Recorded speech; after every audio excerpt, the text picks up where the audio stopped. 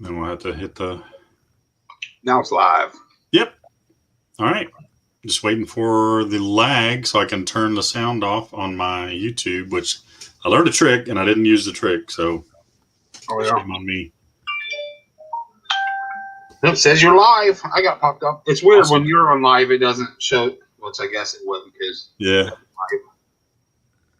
So, how was your week? It wasn't too bad. Really hectic, kind of, sort of, but sales-wise, it was fine. See, I still don't see it on my end on YouTube. I don't see anything in the chat or anything.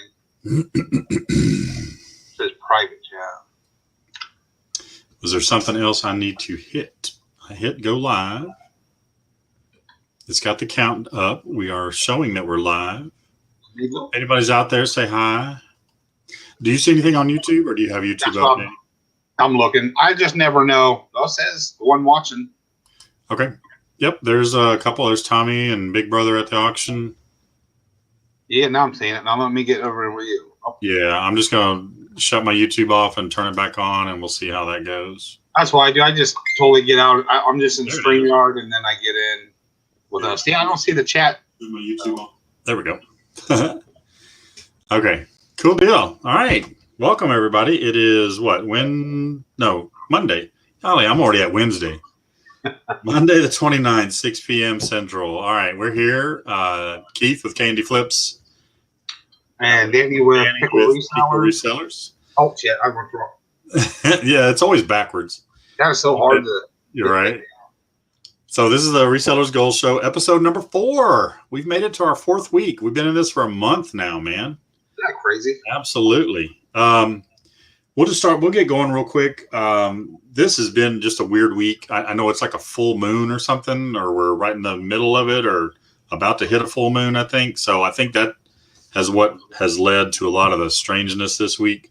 Friday was a day from hell for me, day job wise. But with eBay and everything, I was able to get a lot of listings done Tuesday, Wednesday, Thursday, I think. Yeah, I didn't meet my goal from last week, or I didn't meet the number that I hit last week, which was 40 listings. I think I got 24, 5, 6, 7, 8, 29. I got 29 listings, which when we started this, I wanted to do 3 to 5 a week. So 5 times 7 is 35. I didn't get the high end, but I was kind of right in the middle between the low end and the high end. Of course, last week I hit 40, so that was a pretty good boost for my account. I have been able to keep over 300 listings. That was a goal, to get to 300. Let me see where I am at right now, and I'll let you guys in. Let's see. Sorry, I should have been ready. Be prepared when you go live. Jose, I forgot to see where I was at myself. I got 2. I was just trying. Okay, listings. Why I'm at 322. So I've been able to stay over 300 for about 2 weeks now. And of course, the more you list, the more you sell. It's just one of those things that has to happen. And that's fine with me. I'm not going to complain about that. 300 was my goal for quite a while. I think since the first of the year. I did a reset, or my own personal goals, right at the beginning of January. And I did make it to that. So I have been able to stay above 300 for the last 2 weeks. I'm at 322. Hi, Jen. Let's see.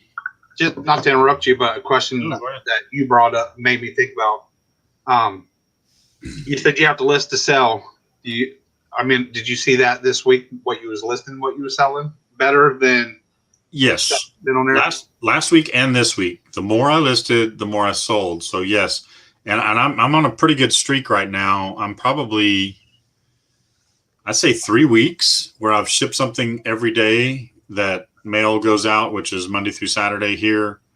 I did have some stuff scheduled for Saturday, but our sub postal carrier did not pick it up. The regular lady came by today. I had 10 items going out, including like a golf club, which was a pretty big package. So I always offer to help her carry the stuff out as long as I can meet her there at the door. And she said, did they pick your stuff up Saturday? I'm like, no, ma'am, they didn't. She goes, those lazy. So I said, yeah, I didn't send an email like I normally do, but because it just gets to be a moot point whenever the sub is in and they don't show up to pick up my packages, or I have to track them down. Which Saturday we're out running all over the place. I'm one place, my son is one place, my wife is one place, and of course I'm sourcing. We start Saturdays out right now with track meets while my son is still doing track. And then Friday nights, my wife goes to her daughter's house and spends time with our grandson, and then she comes back Saturday morning for the track meet. And after the track meet's over, we all go our different ways. So I put my stuff out in the morning on Saturday, and it just, it's a crapshoot. Sometimes I'll get home, mid-afternoon is still there. Then I went out and ran some more errands and came back, and it was probably 8, 9 o'clock. And finally I just went out and picked them up. During the holidays, yeah, they were running late, so I left the stuff out late, but I don't like leaving the stuff out too late here. I know it's lighter, longer now with the time change, but yeah, so they didn't pick my stuff up Saturday. But I had a good week of sales. I don't have an actual dollar figure. My day job has been very time consuming these last few days. I am a part-time reseller. In case you don't know, if this is just your first time watching, I'm a part-time reseller down in the state of Texas. Danny's part-time eBay, but he does a lot of different reselling. Whatever you can do to make a buck. That's what we're all kind of doing, right? So all about hustling and bustling. Yep. Sorry, big brother at auction. I didn't even see you. I wasn't avoiding you. Yeah, I'm looking at the camera, so I was missing the chat, but I can't see the chat. And while I'm on with you, I actually have to get on my YouTube. And yeah, there he is. So I can't do both, because then when I'm on YouTube, I see the lag. I'm just like, Chop Liver. If somebody started a channel called Chop Liver, would anybody watch it? Probably. You probably get like instant overnight, like, damn, you got 5 million people. Right. Must be Chop Liver. As far as this coming week, with it being a holiday this weekend, what I am going to try to do is list as much as possible. And I've never scheduled listings. I'm going to try that this week, where I can schedule listings to show up on Saturday and Sunday. We're leaving early Saturday morning to go to my mom's house, be with some family a little bit northwest of close. Well, she used to live down here, but for the last several years, she's had a place up about 45 minutes northwest of Waco, Texas. It's near Lake Whitney. Both her and my sister have a house up there. They're separated by one house, so they're just 2 houses apart. So we're going to spend a little time up there. One of my sons is coming in, and we're going to let him ride along with us. Have a little bit of a family Easter gathering. I'm going to try the scheduled listings and see how that works. I'm just going to try to list. I don't know how the 3 to 5 thing is going to work. I took a bunch of pictures yesterday since I was out kind of late. I actually hit 2 estate sales yesterday. I went to one, which was half price day. I got there a little after 1 o'clock and spent a good hour and a half there. Found some decent stuff. I kind of had to take a tour of the whole house and then pick up a few things and, kind of go off into a corner and then start researching them. And I'd put some stuff back, keep some stuff. There was a lot of collectible items. A lot of silver, a lot of blue and white plates, if you're familiar with that. Ton of silver, really. Both plateware, tea sets. They had multiple tea sets that were silver. Platters, silverware. They probably had 3 sets of silverware that was actual silver. But I didn't take the time to look any of that up. I have kind of messed with silver before, and it's kind of a long tail item, so I just kind of stay away from that for now, because what I'm trying to do is turn a quick buck.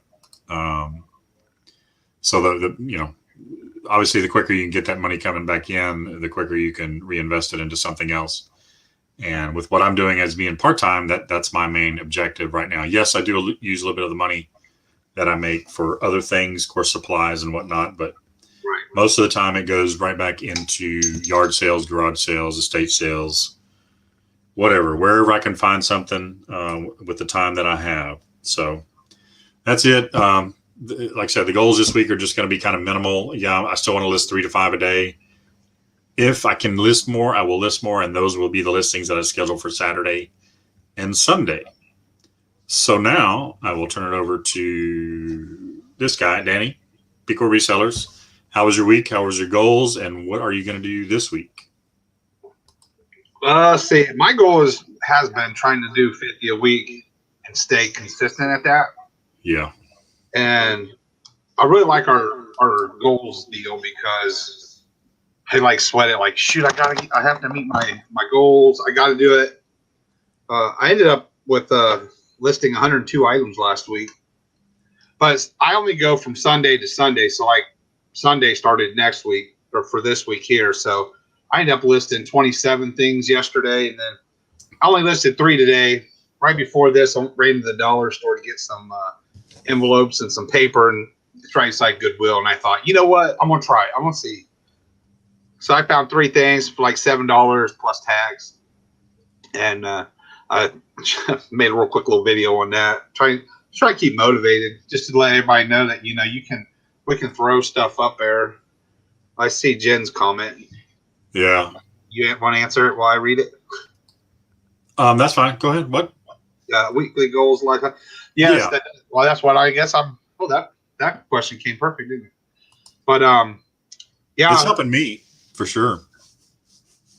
Yeah, and until tonight at midnight, because I do my weekly what sold on Tuesday, which I'm actually going to be ending doing that because I've been remodeling I don't know why I say remodel, but I've been rearranging the shop. So I'm thinking like next week I'm going to do like a video of how it looks now.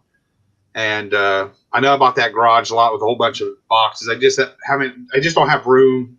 I need consistency. I need to figure all that out. So I'm getting very close. And next week I'm hoping to have some news to tell everybody. Hopefully it's good for me. But yeah. So like 27 sales pretty good. And there's a lot of things I've noticed I'm selling that are kind of been on for a while. I did run a little sale on like Thursday. I always try to do it at the end of the month, the first of the month, middle, maybe like on the weekends, just to kind of a little boost. And seems to be working pretty good. Yeah, I've been running like a deeper sale on the weekends. During the week, I'll keep like 10% off of everything that's like 60 days or older in my store. Unless I've got something that I think is going to bring in a little more that's collectible or something like that. But I'm still under 500 listings, so I can kind of do that. You can kind of pick and choose. But on the weekends, I run like a 10, 15, 20, 25, and 40. Anything that I've had for more than a year goes 40% off. The thing that I hate about the sales is I wish when you run a sale, it would say, like automatically, I wish they would have a thing. You hit a button, it'll unclick the buy best offer, because it's like you'll run a 15% sale and then they still want, and it's just like, really, I'm offering you this a sale. So that's why it's hard for me to even get excited about running a sale. But I did check, and I wanted to get over 1,000 listings. I'm at right now exactly 1,050. I got That's awesome. 677 on my big account and 373 on the little account. But like I said, I would have been almost to 1,100. That's where I was trying to go. But then 27, so I ain't complaining. But yeah, so I still have not made it to a garage sale. Really? Right, yeah. I think the only one I'm going to hit is if it's in my way. I just have so much that I'm buying. Like I went to Goodwill. But you've seen some though, but you just haven't been able to get to them? They're one, and few. Like on Marketplace, I see them. And a lot of them, I just it's more of small ends that I don't need it right now at this time. Like stuff that I asked and they're like $3. It sells for like 18, 15, including shipping. So it's like, if I didn't have anything, that'd be great to go buy it. But I have so much right now, and especially of that kind of stuff, I know I have a bunch of it. Yeah. I did hit Goodwill twice last week. They're both still sitting in my car. I've never forgot what I bought. But I know that. And I went to Salvation Army one day, and I know that from Salvation Army there was something I paid like $10, and it's going to sell for over 100. And then Goodwill, I bought something for like $12, and it sells all day long for like 160. So really, yeah. So it's funny. It's like I go to Goodwill, and like today when I went, everything was so jacked up. Like they had a phone cordless phone. They had $12.99. I look it up, and there are a bunch of people asking $20, $22, but it's sold it's like 18. So I'm just like, I can't pay 13 plus tax to get 18, and then after your fees and stuff. Right. So, but see, I'm in a different than everybody because we're getting, like I said, our house when it gets paid off, got a few things that's going on. Then Sarah's going to quit her job, and we're just going to we're just going to do it. Yeah. And she thinks I'm silly, but I'm still, every week I'm still bringing $400 or $500. I'm not listing anything that is crazy expensive, and I'm honestly like buying and trying to hoard it, then sell it. Like I went to that local thrift, and he called me. So this weekend I'm going to be making a video, and it sounds like he's got a bunch of pots and pans, stuff. And like I went to this last estate, and I got 2 tubs full of the stuff, and I listed 4 pieces and sold 3 of them already on the pots and pans. Yeah. Oh, that's what it was. The last Goodwill I went to, I ended up with 8 skillets and pots, and then like 5 or 6 of them have the lids. And it just bothered me because it was like I was paying $1.99 or $2.99 for the pot, and then they wanted the same amount or $1 less for the lid. And I'm like, did you guys not? And they weren't together. So I said, did you not know these were together? And she's like, yeah, that's how we sell them to get more money. And I said, well, shit, you already almost asking what I can sell them for. So, but I had this weekend, Sarah took a bunch of stuff. I bet we took 4 loads. If it wasn't stuff I thought would sell in the garage sale, if it wouldn't even bring $5 on eBay, which is basically like some plain Jane coffee mugs, some ceramic stuff that had 2 of, but 1 was broke, and just stuff that you couldn't do nothing with, and some clothes that Sarah's all about clothes. So we went ahead and got rid of it, and I think she got me $4 or $5 off. So when I went that one day, it's like I could have used 2 of them. It's like, so. Yeah. Final hey, nickels on the side. Appreciate you stopping in. Yeah. Is he subscribed to you? He might be. Yeah, I'm subscribed to him. He's got some pretty good live shows. Man, I saw you, and I cannot find you. So now I'm going to write you down. But like I swore I put it down, but I see there's a Z, so maybe that's why I couldn't find it. But he was doing a live with somebody, and I watched it. It was like really wanted to watch him and subscribe. Yeah, he does a few lives, and he'll do a little giveaways and stuff, didn't he? That I'm not sure of, but I know like he'll make some smaller videos.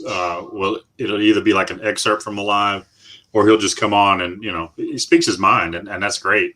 He tells you without sugarcoating it and putting any icing on it. He tells you this is what you need to be doing, this, and this.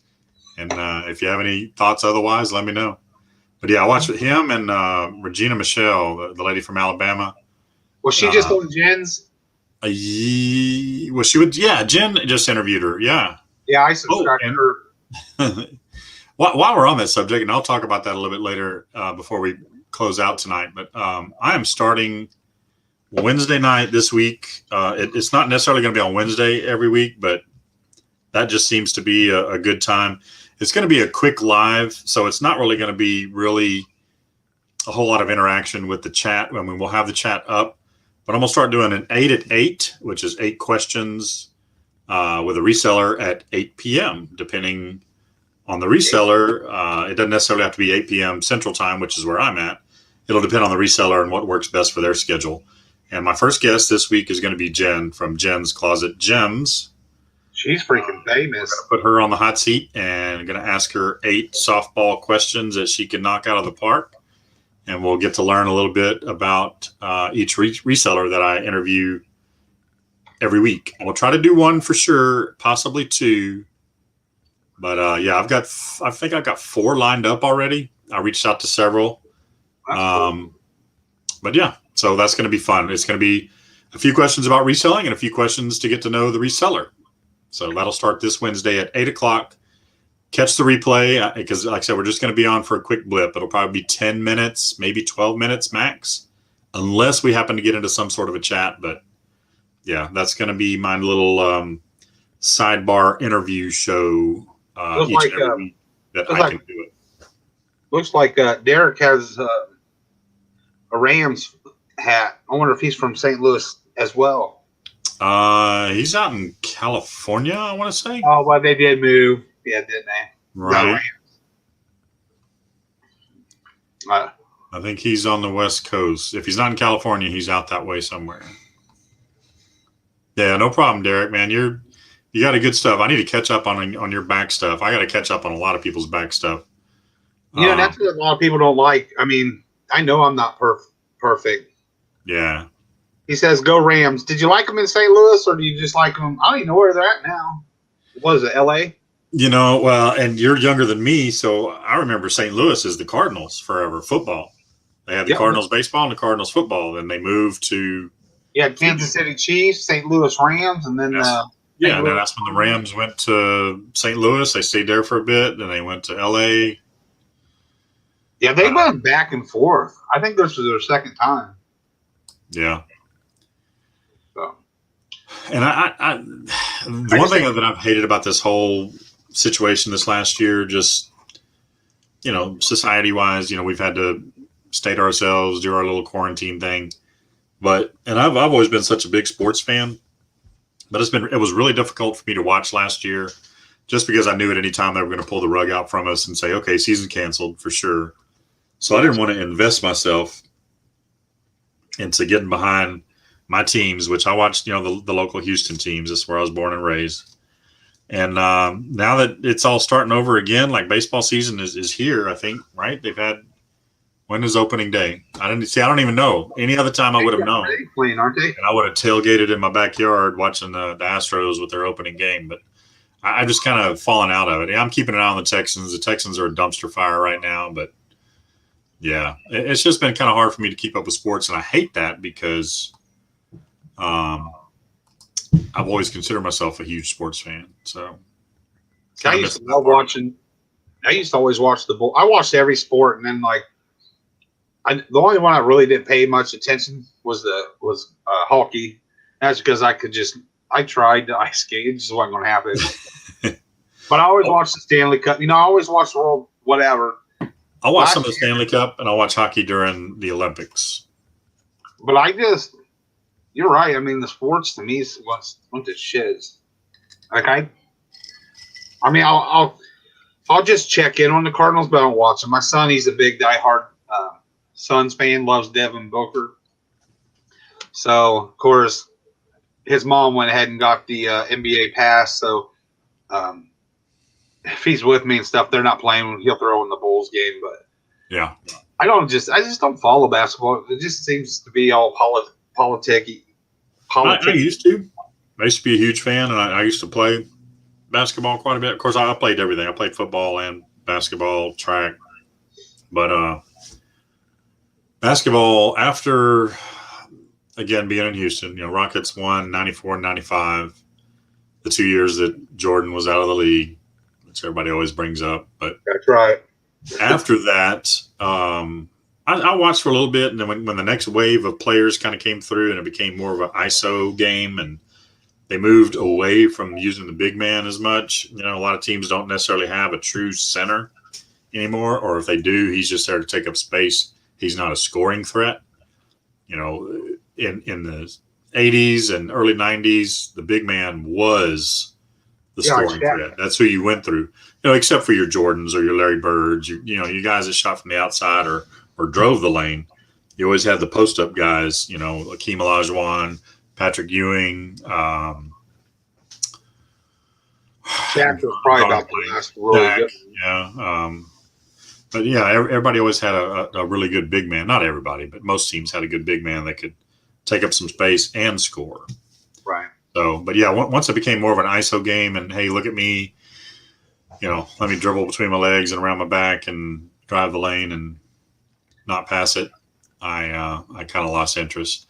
And I'll watch college stuff. I haven't watched a whole lot of March Madness this year. I watched one game. U of H is they've made the Elite Eight.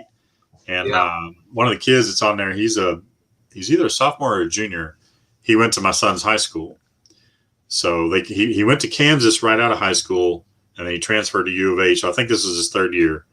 Quentin Grimes, number 24 on the University of Houston. He is from our area and went to my son's high school. So I will definitely watch the rest of the games on, Twin Towers, Jen. I think both San Antonio had them at one time, and then we had them in Houston with Ralph Sampson and Akeem Olajuwon. David Robinson. San Antonio was what, Tim Duncan and David Robinson. David Robinson, yeah. Yeah. I knew Tim Duncan was going to win because I liked him. We watched him in college. Yeah, this is the first time I did not get excited about the March Madness because Duke didn't even get in. They were horrible. And Kentucky. That's who we like. It's been a weird year. All the seeds. I mean, there's still a few of the top seeds that are in there, but there's a lot of people kind of backdooring their way in there. What was kind of interesting to me is that I didn't see the whole field of 16, but I know Houston was in it. Baylor, Arkansas. And that, to me, it was like the old Southwest Conference, which I know not everybody knows what every conference was back in the 70s and 80s, but we used to have the Southwest Conference, which was most of the bigger Texas schools and University of Arkansas, University of Oklahoma. I want to say there was one other, but yeah, it just kind of reminded me of the old days. And it's weird because U of H hadn't been in the Elite Eight since the 80s, back in the old Phi Slamma Jamma days with Clyde Drexler and Akeem Olajuwon. Yeah, they got I did catch some of the UCLA Alabama game because I hate Alabama. Because I'm an Auburn fan, SEC. UCLA, it was halftime. That's why I caught it. It was like 40-29. I'm like, I'm loving it. And it was like Alabama's a 2 seed, and I think UCLA was 12 or 14. And it wasn't even 2 minutes. It seemed like I'm like, man, it's freaking tied. And he's like, yeah, they were just messing. But then they'd get these runs, and it's like right then they had like 4 seconds. And they're like, 4 of the 5 guys have had over 23 pointers in the tournament. And I was like, oh, shoot. And I told Parker, I said, he going to make it. So he does. He hit that. And then it was like they go to overtime, and then UCLA just blows them out. Yeah. Wow. Yeah, sports becoming sensitive makes it harder for me to watch, but I do like listening to certain sports announcers talk about the recaps and such. Yeah, it's become a soundbite world, I mean, that started – again, I'm old, so I'm like pre-cable.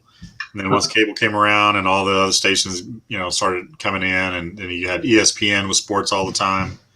It became soundbite, highlight. I would still watch, and I still to this day, I'll still watch, a full football game, whether it's my team or not. I'll watch a full football game, a full baseball game. I'm not in it for just the sound bites or the highlights. But that does make it convenient. Like, say, if you do miss some stuff on Sunday, you just recap the NFL Monday morning. I can pull up my computer, pull up ESPN or CBS Sports or whatever, and I can get a pretty good recap of everything that went on over the weekend that I missed. Especially with Sunday or with the NFL. That's probably my biggest. I mean, I don't know. I'm pretty equal as far as NFL and Major League Baseball, but right now I just don't care for either of them. I still have a sour taste in my mouth with the Astros, with the whole 2017 thing, beating on the trash cans. And then with what the Texans are doing now, just getting rid of everybody. And then now Deshaun Watson has got 12 lawsuits filed against him because he's a perv, allegedly. I don't think he's anymore. But. Yeah, I don't know if they're just bringing that up, if it's just blackmail or I don't know. I'm not even paying attention other than I just see the headlines. As soon as I turn Yahoo on in the morning, I see the headlines, and it's just like crap. Don't want to read it.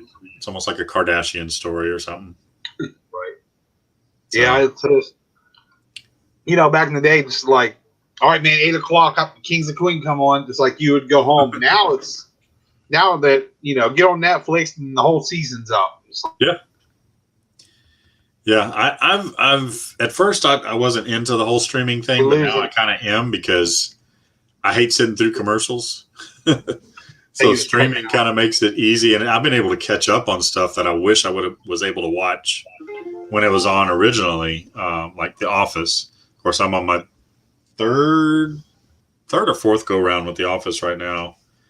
My son has got one season ahead of me on it. So I hate it when you search something on eBay because you're looking at prices and then eBay sends you a message. Hey, are you still looking for Yeah. men's yam Still mountain interested? jeans? No, I'm not. Yeah, I hate that too.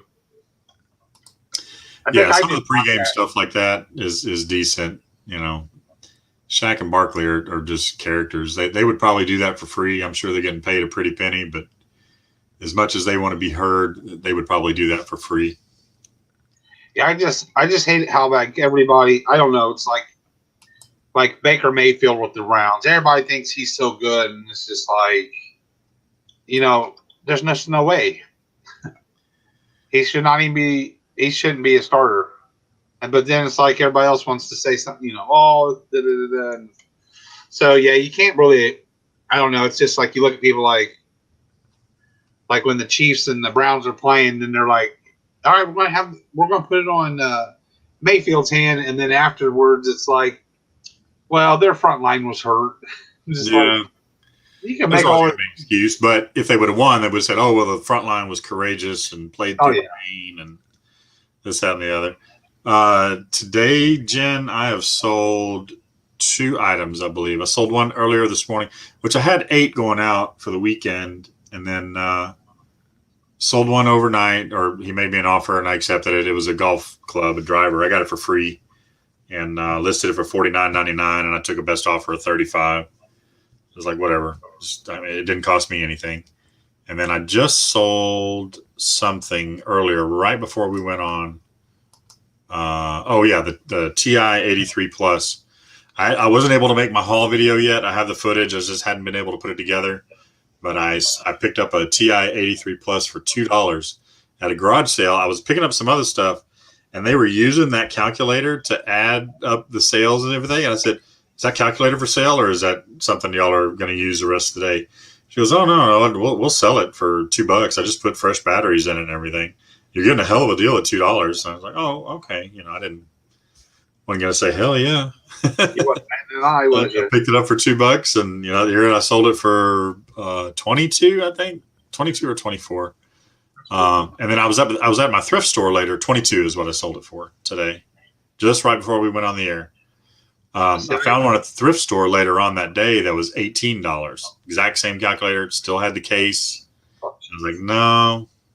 I guess I could have picked it up and averaged them out and said, here I got 2 for $10. Because it was 18 and $2 would have been 20. But yeah, my sales weren't like good as in like huge numbers, but I did sell a Honeywell HEPA air filter.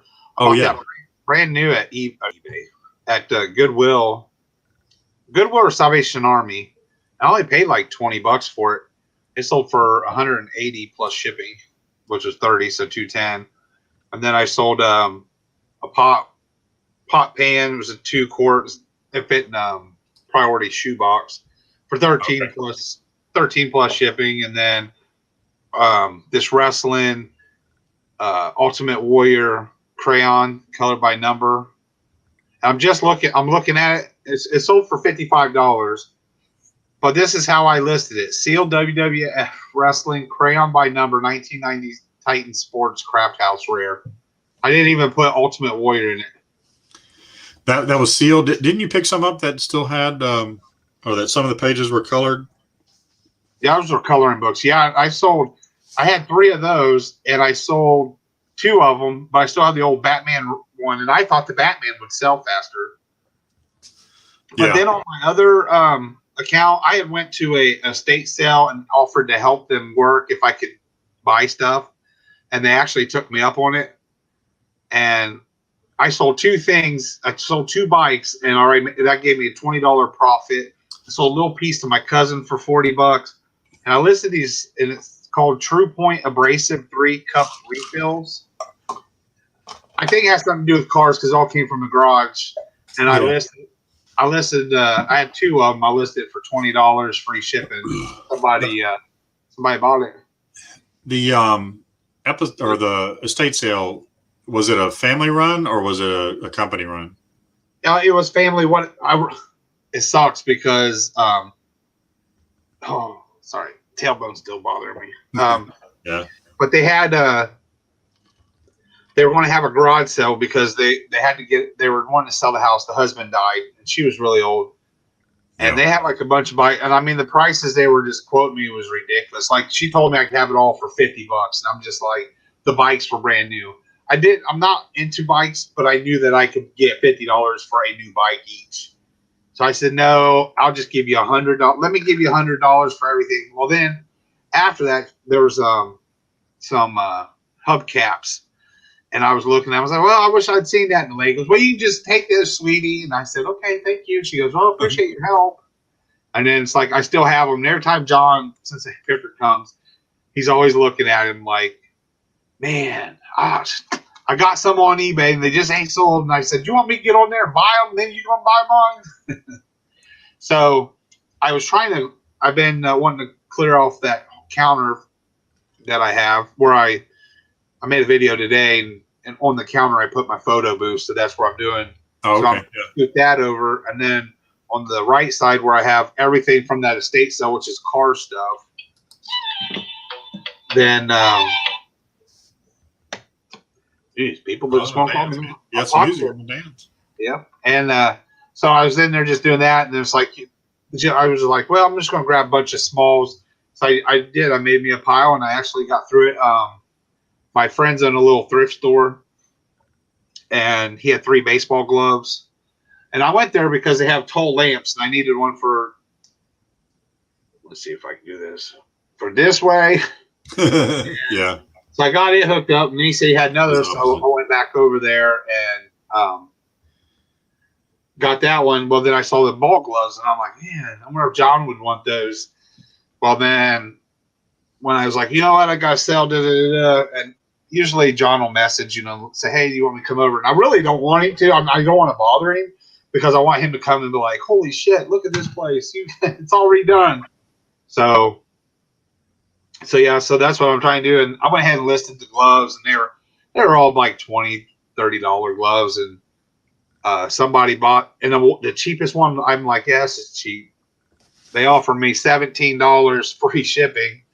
And I said, well, I'll do 19 because like I said, I got $333 in each. So I didn't really care to get rich off of it. So he accepted the 19. It cost $7. So 12 minus, my fees and what I paid, I think I made $6 or $7, but it was so easy and it's really easy to ship it. So I do that all day long. And then, so once I get all that done, then I'm going to set up, I bought a Teenage Mutant Ninja Turtle TV from John. I don't know if you remember, he bought it off his guy and he said, oh, but it's got the jacks to where you can plug in VCRs.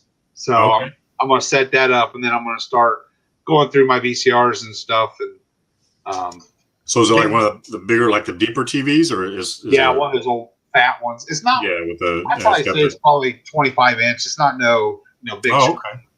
But I also have a 42 inch and like a little 20 inch TV. I'll probably hook the 20 inch TV out there for the like DVD players. Yeah. And then just have a little spot so I can check stuff out. And I think I'll spend a day and then I can make a video. And then what I'm going to do is watch. I know it was Lonnie had done it, but I'm going to figure out how you put those in the your description on eBay, and then like I'll just pinpoint like, okay, this DVD showing you it works is at like 3 minutes into this video.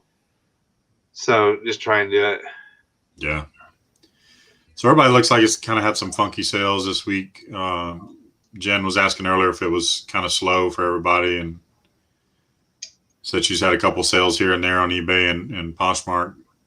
And, that's like I say, like Sarah, she probably has listed maybe 20 different clothing stuff, and I bet in the last 5 months she sold 2. And then today, after work, she came and she had to ship 3 out from eBay. And I thought, wow. So that was weird. And then, like say, the HEPA filter that I had, I really can't believe it took that long to sell because I was already like 40, 50 under.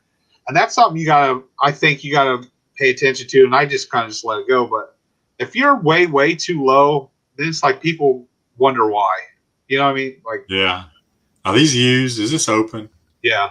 Why are you $40 cheaper than everybody? How come? Because I got it for nothing. Yeah. Like, well, how much do I need to make? And I don't know how you think, but when I list stuff, if everybody's selling for 28, 30, or well, let's just say make it simple. Everybody's selling for 50, you sell it for 40, then I look and I see you got it for 40. You end up making that value go down. And I really wish people would quit doing that. It's like, okay, if it's averaging 50, put 50, put 55, put a little bit, and then, have your make an offer.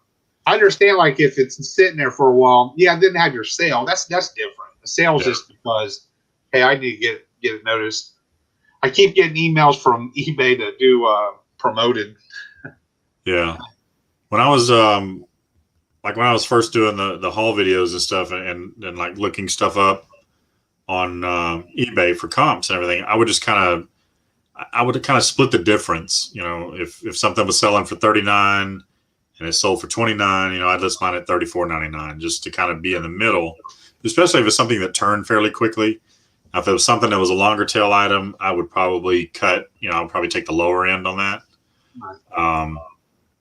But yeah, it depends on what the item is, and it depends on how quick you want to move it. If it's something that's worth that much, that if it's something that you sell on a regular basis or you've seen on a regular basis and it's worth some money, then yeah, I'll hang on to it and I'll keep my price high. I'm not going to take an offer that's lower than what I want to sell it for.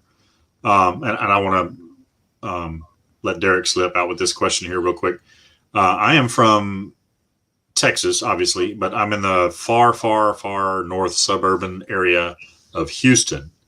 So I'm about, I don't know, a quarter of the way to Dallas, it seems like. But yeah, I'm about 70 miles, or no, I'd say 60 miles north of Houston.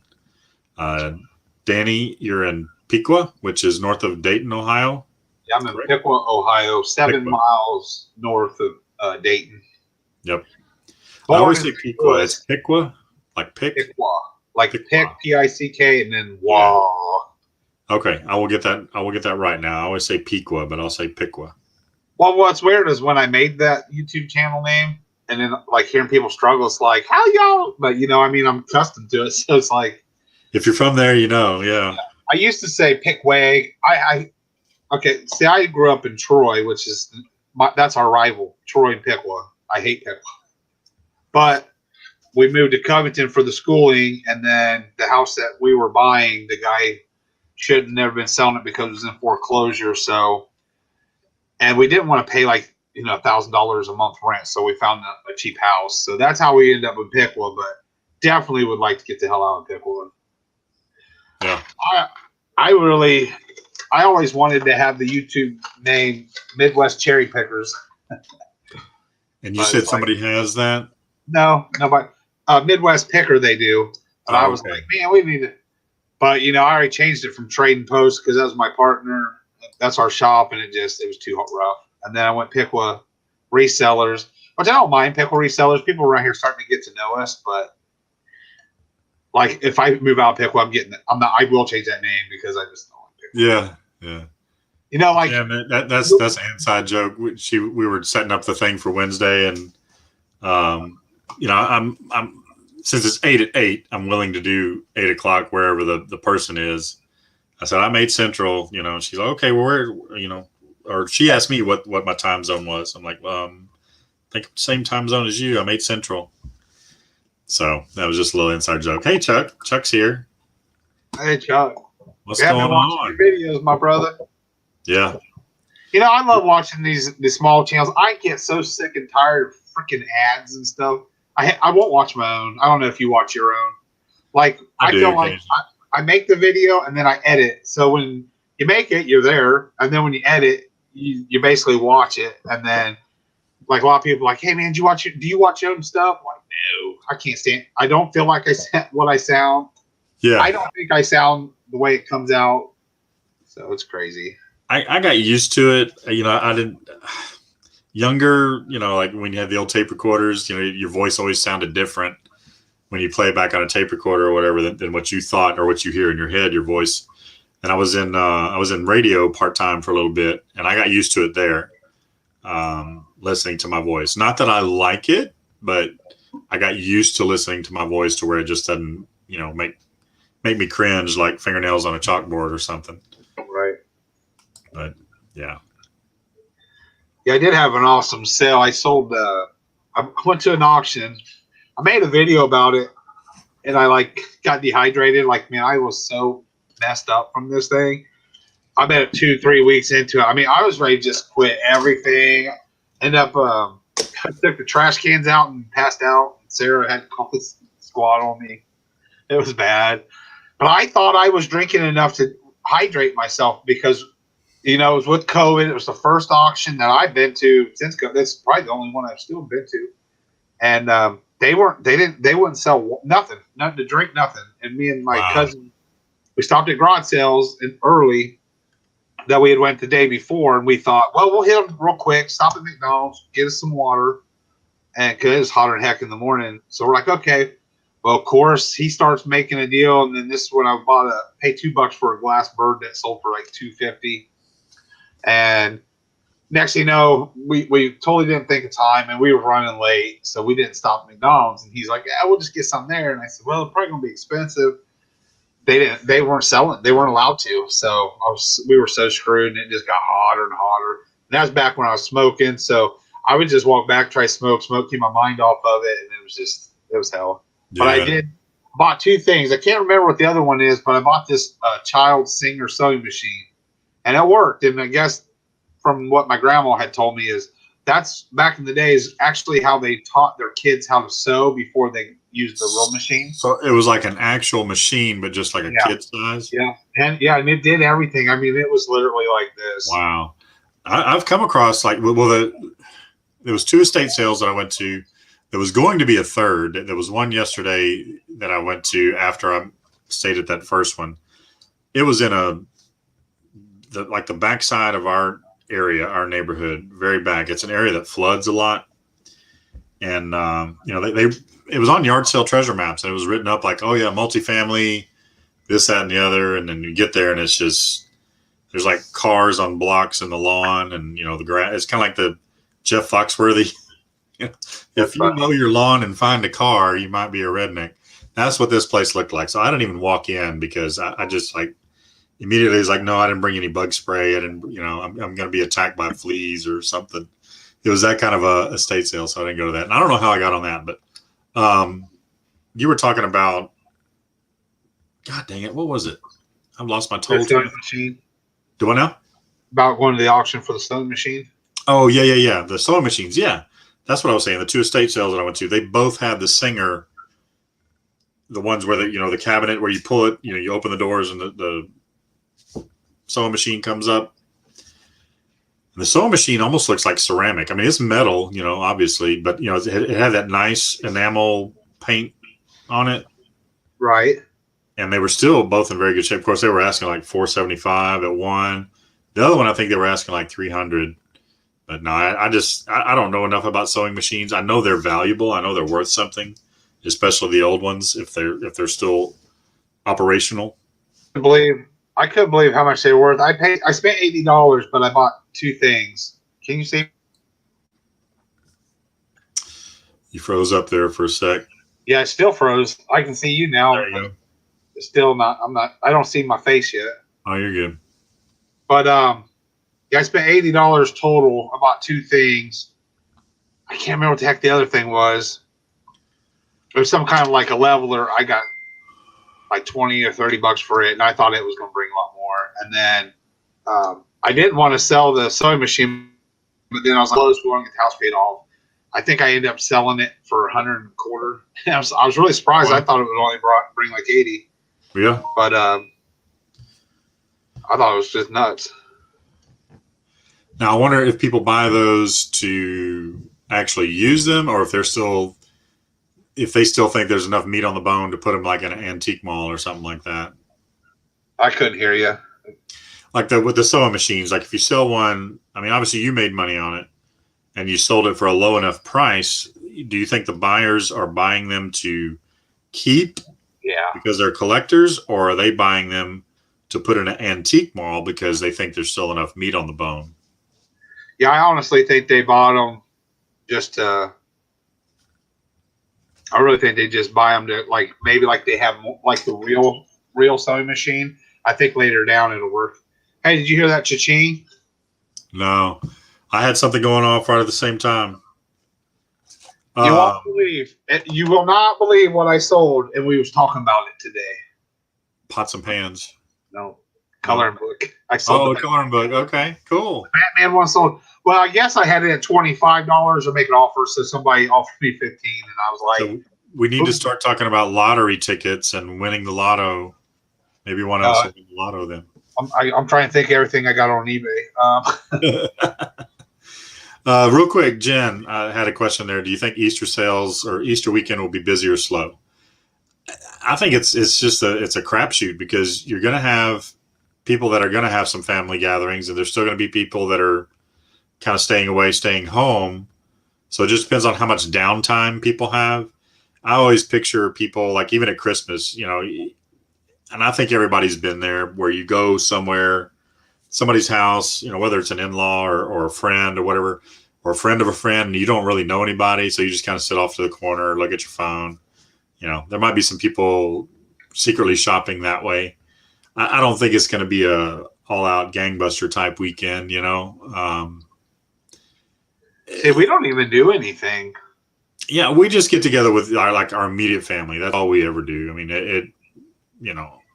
either my mom's place or we'll be over here or we'll go to one of our kids' house or whatever. It's not a huge holiday, nothing like Christmas or Thanksgiving.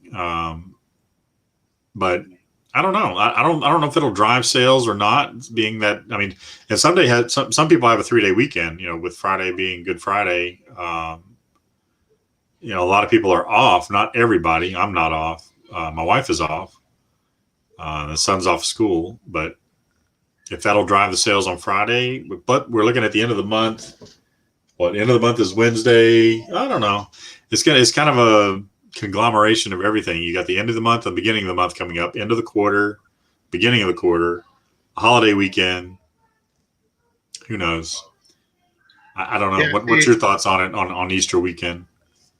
I like to do. I would like to say I'm going to take the Sunday off, but I'm trying to think. We got the kids. I don't think we have kids this holiday.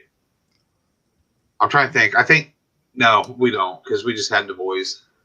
So we won't have the kids. So I don't do nothing. I actually had started eating vegan. It was like, man, I'm going to try it. I'm going to try it. Yeah, you mentioned that. I was doing really good, and some personal stuff happened. So I was hungry yesterday. I was like, "Fuck it, freak it! I'm going to get a pizza."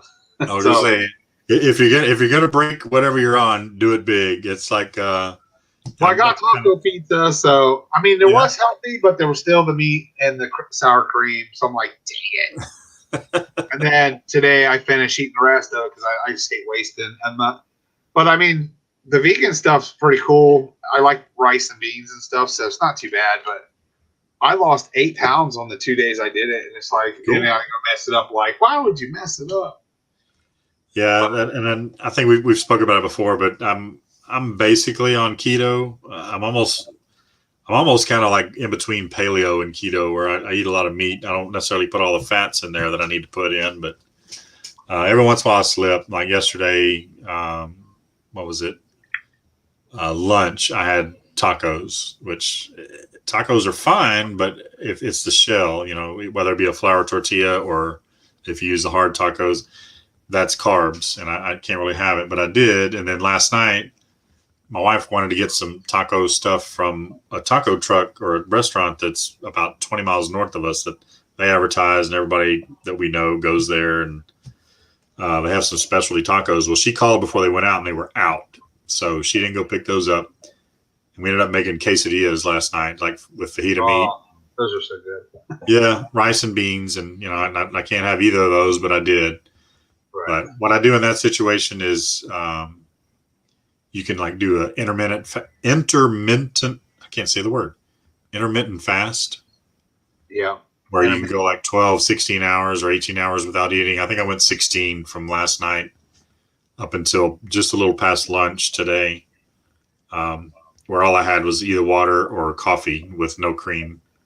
basically 0 calories. As long as you stay under 50 calories during the fast part, you kind of get back on track. So I had a keto dinner tonight, so we'll see how that goes. But I'm down 10 overall since I restarted everything about 3-4 weeks ago. Yeah. Good weeks, bad weeks. It's always tough, you know. And then we got a holiday weekend coming up. You know, we go to my mom's house.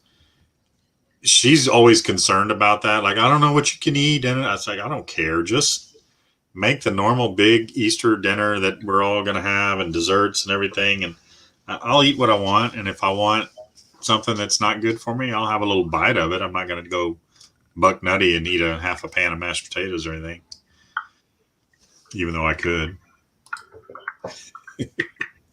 That's how I got where I am. Yeah. Pizzas, mashed potatoes, Chinese buffets. Yep. Oh, yeah, Jen's going to Easter egg hunt for dogs. I left that up for a second. You saw that? Yeah, the Easter egg hunt for the dogs. That's funny. Yeah, Depends on how interested they are. I don't think our cat would be that interested, you know, unless it had like catnip or a cat treat in it.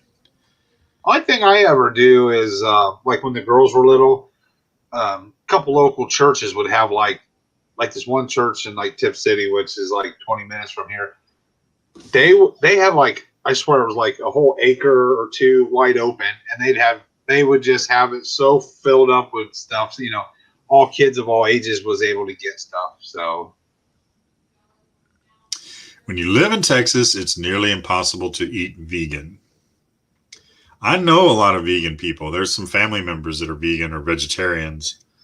But yeah, if you've, Jen, I think you're in the San Antonio area, which San Antonio, obviously it's probably a lot more Tex-Mex than what Houston is. Houston has such a wide variety of ethnicities,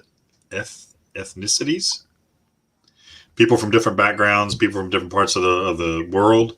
There's so many different. I can drive 5 miles and I can probably visit 20 countries, depending on the food that I would want. We even have people in the neighborhood that cater. You know, they'll post things on our neighborhood Facebook page. Hey, I'm making this, and this. It's Pakistani food, Mexican food, Cajun, you know, Tex-Mex. Just it's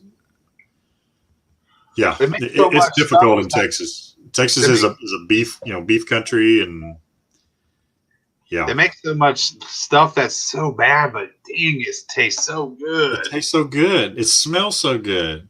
You can't. Sarcastic Storage Stacker. Never heard of him before. Hello. Sarcastic. Yeah, he was in last week, I believe.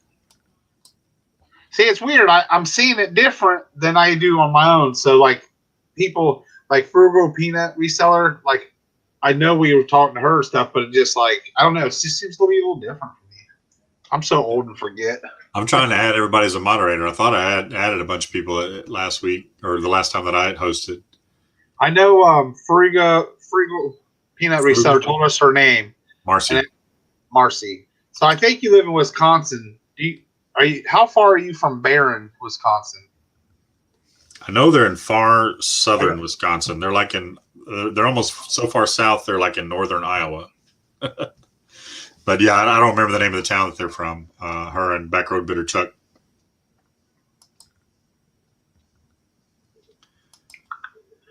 Yeah, yeah. If we talk about food, you're gonna get hungry. And I just had dinner. We had dinner last night. My son worked till 6. I was running around. My wife was running around. And there's a little Vietnamese restaurant in front of our neighborhood that we'd like to go to. So we said, okay, well, let's just everybody meet there whenever. Oh God. Now, I don't like the big ones, but the small ones, you give me the small ones, I'll eat my weight in them. Yeah, me too. I picked these up when I was like had to get me a Coke for tonight because I'm running low on drinks. And I'm like, damn, that's sugar. So I was like, damn, I'm going to get a Coke and these Smarties. And I always drink diet because I try to do the calorie thing. It's like, now I'm wasting 200 calories on this. Yeah. 25 calories. 25 calories for 2 of these, so that's not too bad. The only thing bad about the diet, and I learned it a long time ago the hard way, but the diet drinks, depending on what they use as a sweetener, it still will kick off the same thing in your body that sugar does. But that's a conversation for another channel that deals with diet stuff. I am by no means any kind of expert on it. What was this Marcy was saying? Or sarcastic storage stacker, add some Carolina Reapers to food and I'm all in. Chili head. Oh, You and my son would get along. I can take hot up to like habanero. Anything past habanero, and I don't know. It just depends. We stopped when we took my son on his college visit back in December. We were coming back through Dallas, and right in Richardson, there's a place that's well known for their hot chicken. I forget the name of the place. I want to say it was Ralph's or something like that. But it wasn't even like a sit-down place. It's like you walk in. It's kind of like the Pizza Huts where you just walk in and get your pizza. Well, this was a chicken place like that. And you walk in, and they've got like 8 levels of hot. And my son and I both got, I think, the second to the highest. And I want to say the second to the highest was either the Ghost or the Carolina Reaper. But whatever it was we got, it was hot. And we were so hungry. We ate it so fast. It was temperature hot because it was like fresh out of the fryer.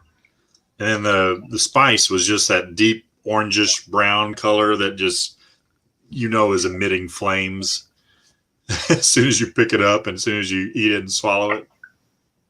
It was hot. My mouth's watering right now just thinking about it. It was so damn hot. That's crazy. I can't handle that. Okay. I get those. I have got it up to where I could eat those spicy Dorito. Not Doritos. Oh shit! What are they called? Cheetos. Yeah, the flaming Cheetos. Yeah, I'll eat 5 or 6 and then cry, but eat some more. But man, it's good. Oh, that's not that bad. What did you say? How far did? What she said was Ghost Pepper Barron. You were asking about Barron. That's way up north, probably 8 to 10 hours from her. Which they're like. That's how long it took. My friend, it took him 10 hours from Ohio to. They're like south Wisconsin, from what I understand. That's why I said, well, dang, how big is it? How big is Wisconsin? I would have never thought. Yeah. Yeah, tall, top to bottom. Yeah, Wisconsin is a long state. Not very wide, but long. 16 habaneros machine gun style. Do you videos? Oh, wow. I know there is a and I've experienced it, but there is like a certain high or endorphin high, I guess, from eating something hot. Of course, there's some people that just can't stand heat whatsoever. Like my wife, she can't eat anything spicy. Now she will eat like bacon wrap jalapeno poppers with the cream cheese in it, because the way that I do them, I'll either do them in the oven or I'll do them on the pit where I smoke them off the heat. And it kind of takes the heat away to where it almost makes the jalapeno like a bell pepper. So she'll eat those as long as they're not overly spicy. But there is, and my son, he's been doing these different heat challenges. He went to Buffalo Wild Wings and there's some heat challenge there. Him and like 3 or 4 of his friends went, and they all did it. So I don't know. He likes it. That's cool. All right, Jen, thanks for stopping in. Just a quick reminder again, I am starting an 8 for 8 questions to a reseller at 8 p.m., whether it's 8 p.m. Central or 8 p.m. wherever the reseller lives, starting this Wednesday. And we're starting with Jen. Just some questions about reselling and also some questions about the reseller themselves to get to know them a little bit. Just be like a 10 to 12 minute video. We're gonna go live. We probably won't include chat very much, but it's just going to be a quick thing where you can kind of catch on replay, really, to learn a bit about each reseller. And maybe somewhere down the line, I'll do it with Danny. Starting out this week. What's that? Yeah, starting out this week, this Wednesday. Woo-hoo! I'll be there. 8. So we're both Central Time, Jen and I. So that'll be at 8 p.m. Central. I'll be at 9 p.m. your time. But yeah, just a quick 10 to 12 minute video, 8 questions, get to know the reseller. Well, take care, Jen. It's nice chit-chatting with you. I'll let you know when that box comes. Yeah, we're going to do a live too. So we were going to do one, I think like in January, February of Pokemon, opening like a box of cards. And Yeah. Our personal lives got in the matter of that in a way. So now she's going to open that, and I'm going to open some like baseball cards, I think. Yeah. I ordered 5 boxes of NASCAR, and I got 5 boxes of baseball. The guy offered me a lot of money back to where I was like, okay, I'll keep these. Well, because he sent the wrong thing, right? Yeah, and I freaking opened the cards and realized, shoot, I could have done that live with Jen with them. But then I messaged the guy and said, hey, would you make a deal if I bought like 10 boxes of the NASCAR, because I really like NASCAR, and you're guaranteed an autograph or a memorabilia card. So I thought, and since I wanted to sell, so I said, hey, would you do $250 for all of them in chips? And he didn't even like message me back or nothing. So he's getting a negative. No, I'm just kidding. Did I? I did leave my first negative. I mean, I gave that guy 4 or 5 chances, but they got a lot of feedback. So I don't think it's going to bother him. But I put on there like, hey, I received an empty envelope that was supposed to have some bottles in it. So, and I said that did it, but he had like 3 or 4 negatives, and that's what they said. That he never responded. It's like, no, wait on your business. Well, see, and that's like the thing that I told you about with my guy, where I sent him 5 ceramic mugs, and he gave me a negative claiming, and that's my first negative, claiming that they arrived broken and that he reached out to the seller, me, which he never did, and that I didn't respond. So I've contacted eBay twice about that, and twice they've told me, no, there's nothing they can do. And he never asked for a refund. So he is paid $35 plus shipping for 5 ceramic mugs that arrived broken, that he complained about and gave me a negative about, but he doesn't want his money back. See, and that's where it's got to. That's why I'm saying eBay, and I really think if all of us sellers got together, it needs to be 3 steps. You can't, before you can leave a negative, you have got to interact with the seller to make it right and do all that.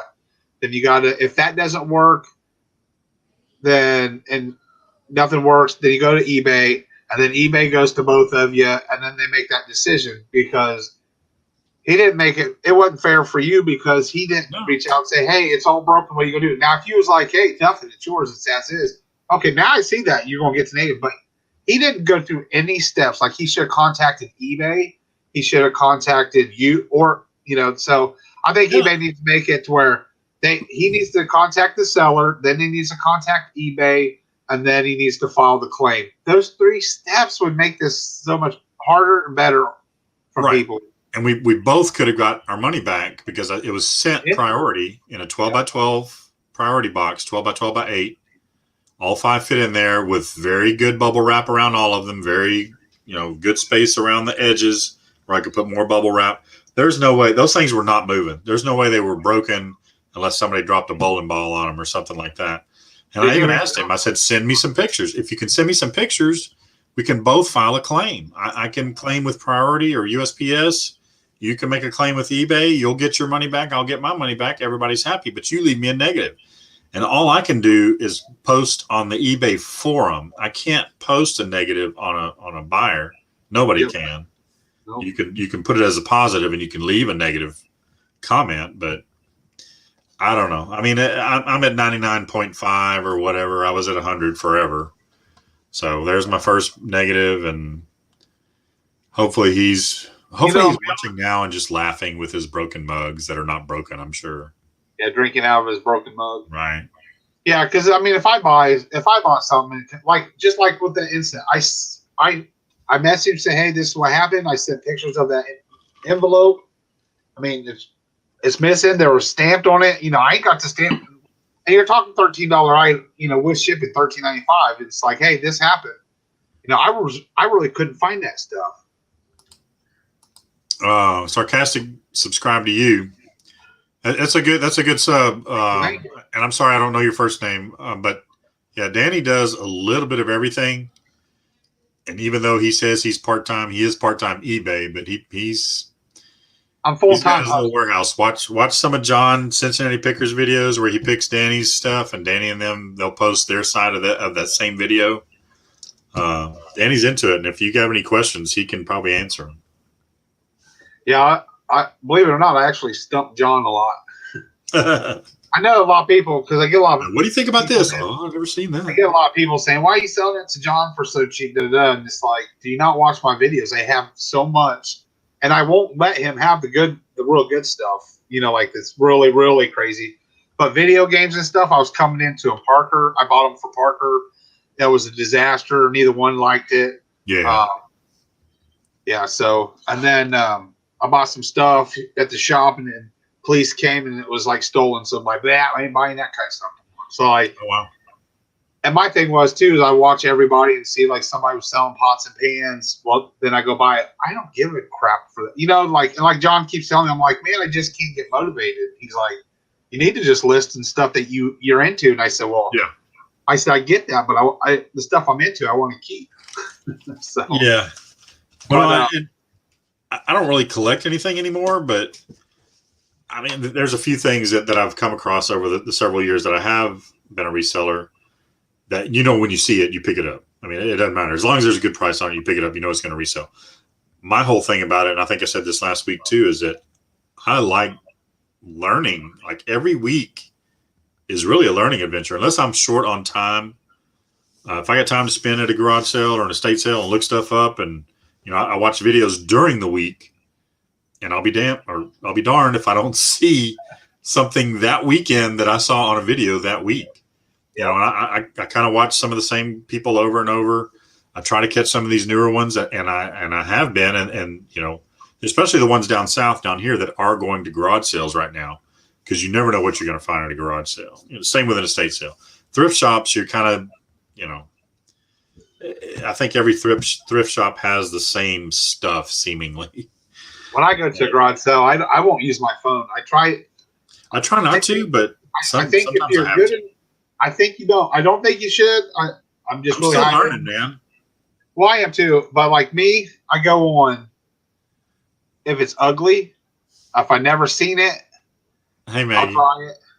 I mean, I'm not saying I'll buy everything and everything's great because that's not. But I've done it and seen it so many times. Like I'll go and this other guy that has a YouTube channel, he'll be sitting there looking it up. While he's looking it up, I'm like over here and I'm taking things that's by him that and he's like, why you do that to me every time I'm here? And I said, why are you using a phone? You've been doing this for like 20 years. You know what I mean? Like you've been doing it long enough that you know, you may not know the exact, but you're going to know if it's $2, you have to buy it.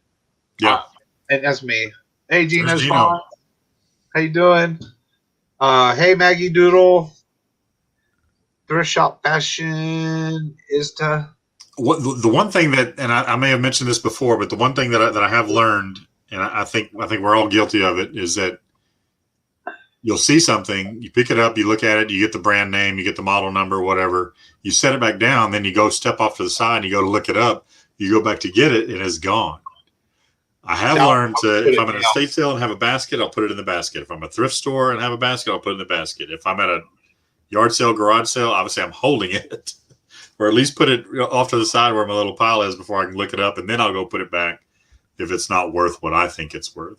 So yeah, there's a YouTube guy that lives on the same road as me, and I'll watch his videos once in a while. I'm so behind on everybody's video. I rarely can stay up with anybody, but I'm way behind right now. I watched the video. I'll just listen to him mostly. But he had said, he went to some. It looked like it was at a church or something sale, and he said, worst thing he did. He says, like, I did a rookie mistake. I forgot my IKEA bags, and I'm thinking, oh, I must be dead rookie because I don't never take a bag. So now it's like going to Salvation Army. If people don't donate bags, which I guess plastic's been, so behind or whatnot. Right. So I bought some bags, but when you know it, I never do take them with me. I forget. So I do need to start doing that. Like going to a garage. So I'm like, hey, you mind me bringing a bag or two? Yeah, and I think I kind of pointed up. Well, I'm not going to do it right now because it's blocked, but I have a box of IKEA bags that I ordered a few weeks ago, 3 large, 3 medium. I haven't even taken them out with me yet. And then the thrift store that I go to, the one that takes all the donations and everything. Yeah. They get all kinds of different bags, and they'll put my purchases and everybody else's purchases in these bags. And I have a stack like right over here, and I keep forgetting to take them with me, knowing that on Saturday I'm going to go there. I'm going to be there at some point in the day to donate back to them so that they can use for, and I bought some glass items this week, and they wrap them up in this nice foam stuff and everything that they get free. Yeah, it's nice to keep. I mean, I have bubble wrap, but I want to give that back to them. Oh, there was a cha-ching. What the hell? I want to give it back to them so that they can repurpose it, because they are strictly on donations. Dang, yeah, I always forget. But yeah, I need to carry my blue IKEA bag so I can be an official reseller. Wow, that's a big sale. 300. Sold a book for $300,000. I'm retiring. I'll see you guys next. All right, see ya. Good to talk to you, man. Let's see. I sold a book for $3. Well, I want to see if it was free shipping. No, it sold for $9.99 free shipping. It's a second German book. But it had some advertising, but it's from 1890 or 1879. Bad shape, but I just can't. I just personally can't get rid of old books. Like John, I sold him a box of books, and because I told him, I said, "Well, I bought this box of books, but I really wanted all this local stuff." And he's like, "I'll buy you the box of books." And I did, so that's when I was like, "Hey, would you flip it fast?" Of course, Sarah, she's like, "Why would you do that?" Now, if Sarah was here full time, I wouldn't be able to do that. Right. But yeah, I did that. So basically, like 15, 20 pieces. I mean, it wasn't more than, but I got all that local stuff and it's free. So it's like, basically for my time, I got some local stuff. And then like say, trying to sell that stuff I can't really part with, because I want to set it up. Even if I don't ever have a shop again, I want to set an area up to where it looks like a shop. So when I know I'm not no famous YouTuber by all means or not, but I do get a lot of people that are local or around here say, "Hey, I'm going to stop around." So I would like to have like some local advertisement just so they can see the history of like Piqua and Troy and Tipsy, Miami County. Yeah. And that's what I like. It's just something I love doing. But the bad thing is I probably have 100,000 paper pieces. That's just being low. I mean, I'm telling you, that's something like seriously, we probably don't need to buy, and that's what I keep telling Sarah, but with her knowing that she's coming in, I'm buying 3 times more than I can sell at least, because when she comes and we got something else in the work, like I'm going to need 3 times more stuff. And right. I'm just hoping to where I won't have to list that much, and that I can. We will definitely be on Poshmark and Macquarie a lot, but that'll be mostly closed. I want to hire somebody. I'm still strictly eBay, and I've looked at that stuff, but I have been buying some more clothes. I actually picked up some more clothes this weekend, and again, I haven't been able to put my haul video together. I'm probably gonna have to do back to back, like a haul and a what sold video later in the week, just because, again, my day job. That's the life of a part-time reseller. My day job has been a little time consuming lately, and I'm not ungrateful for that whatsoever. My day job pays the bills. So that's what was weird about today. Like now, normally me and Keith will get ahead of 15 minutes early just to make sure we get our clicks and stuff in the day. Yeah, we didn't even talk this weekend, did we? Much? No, not at all. Not hardly. Yeah. Normally, I'll send you pictures. Hey, I found this. You'll send me pictures. Hey, I found that. I'll say, are you on track or whatever? And life got in the way this week, man. Yeah, it did.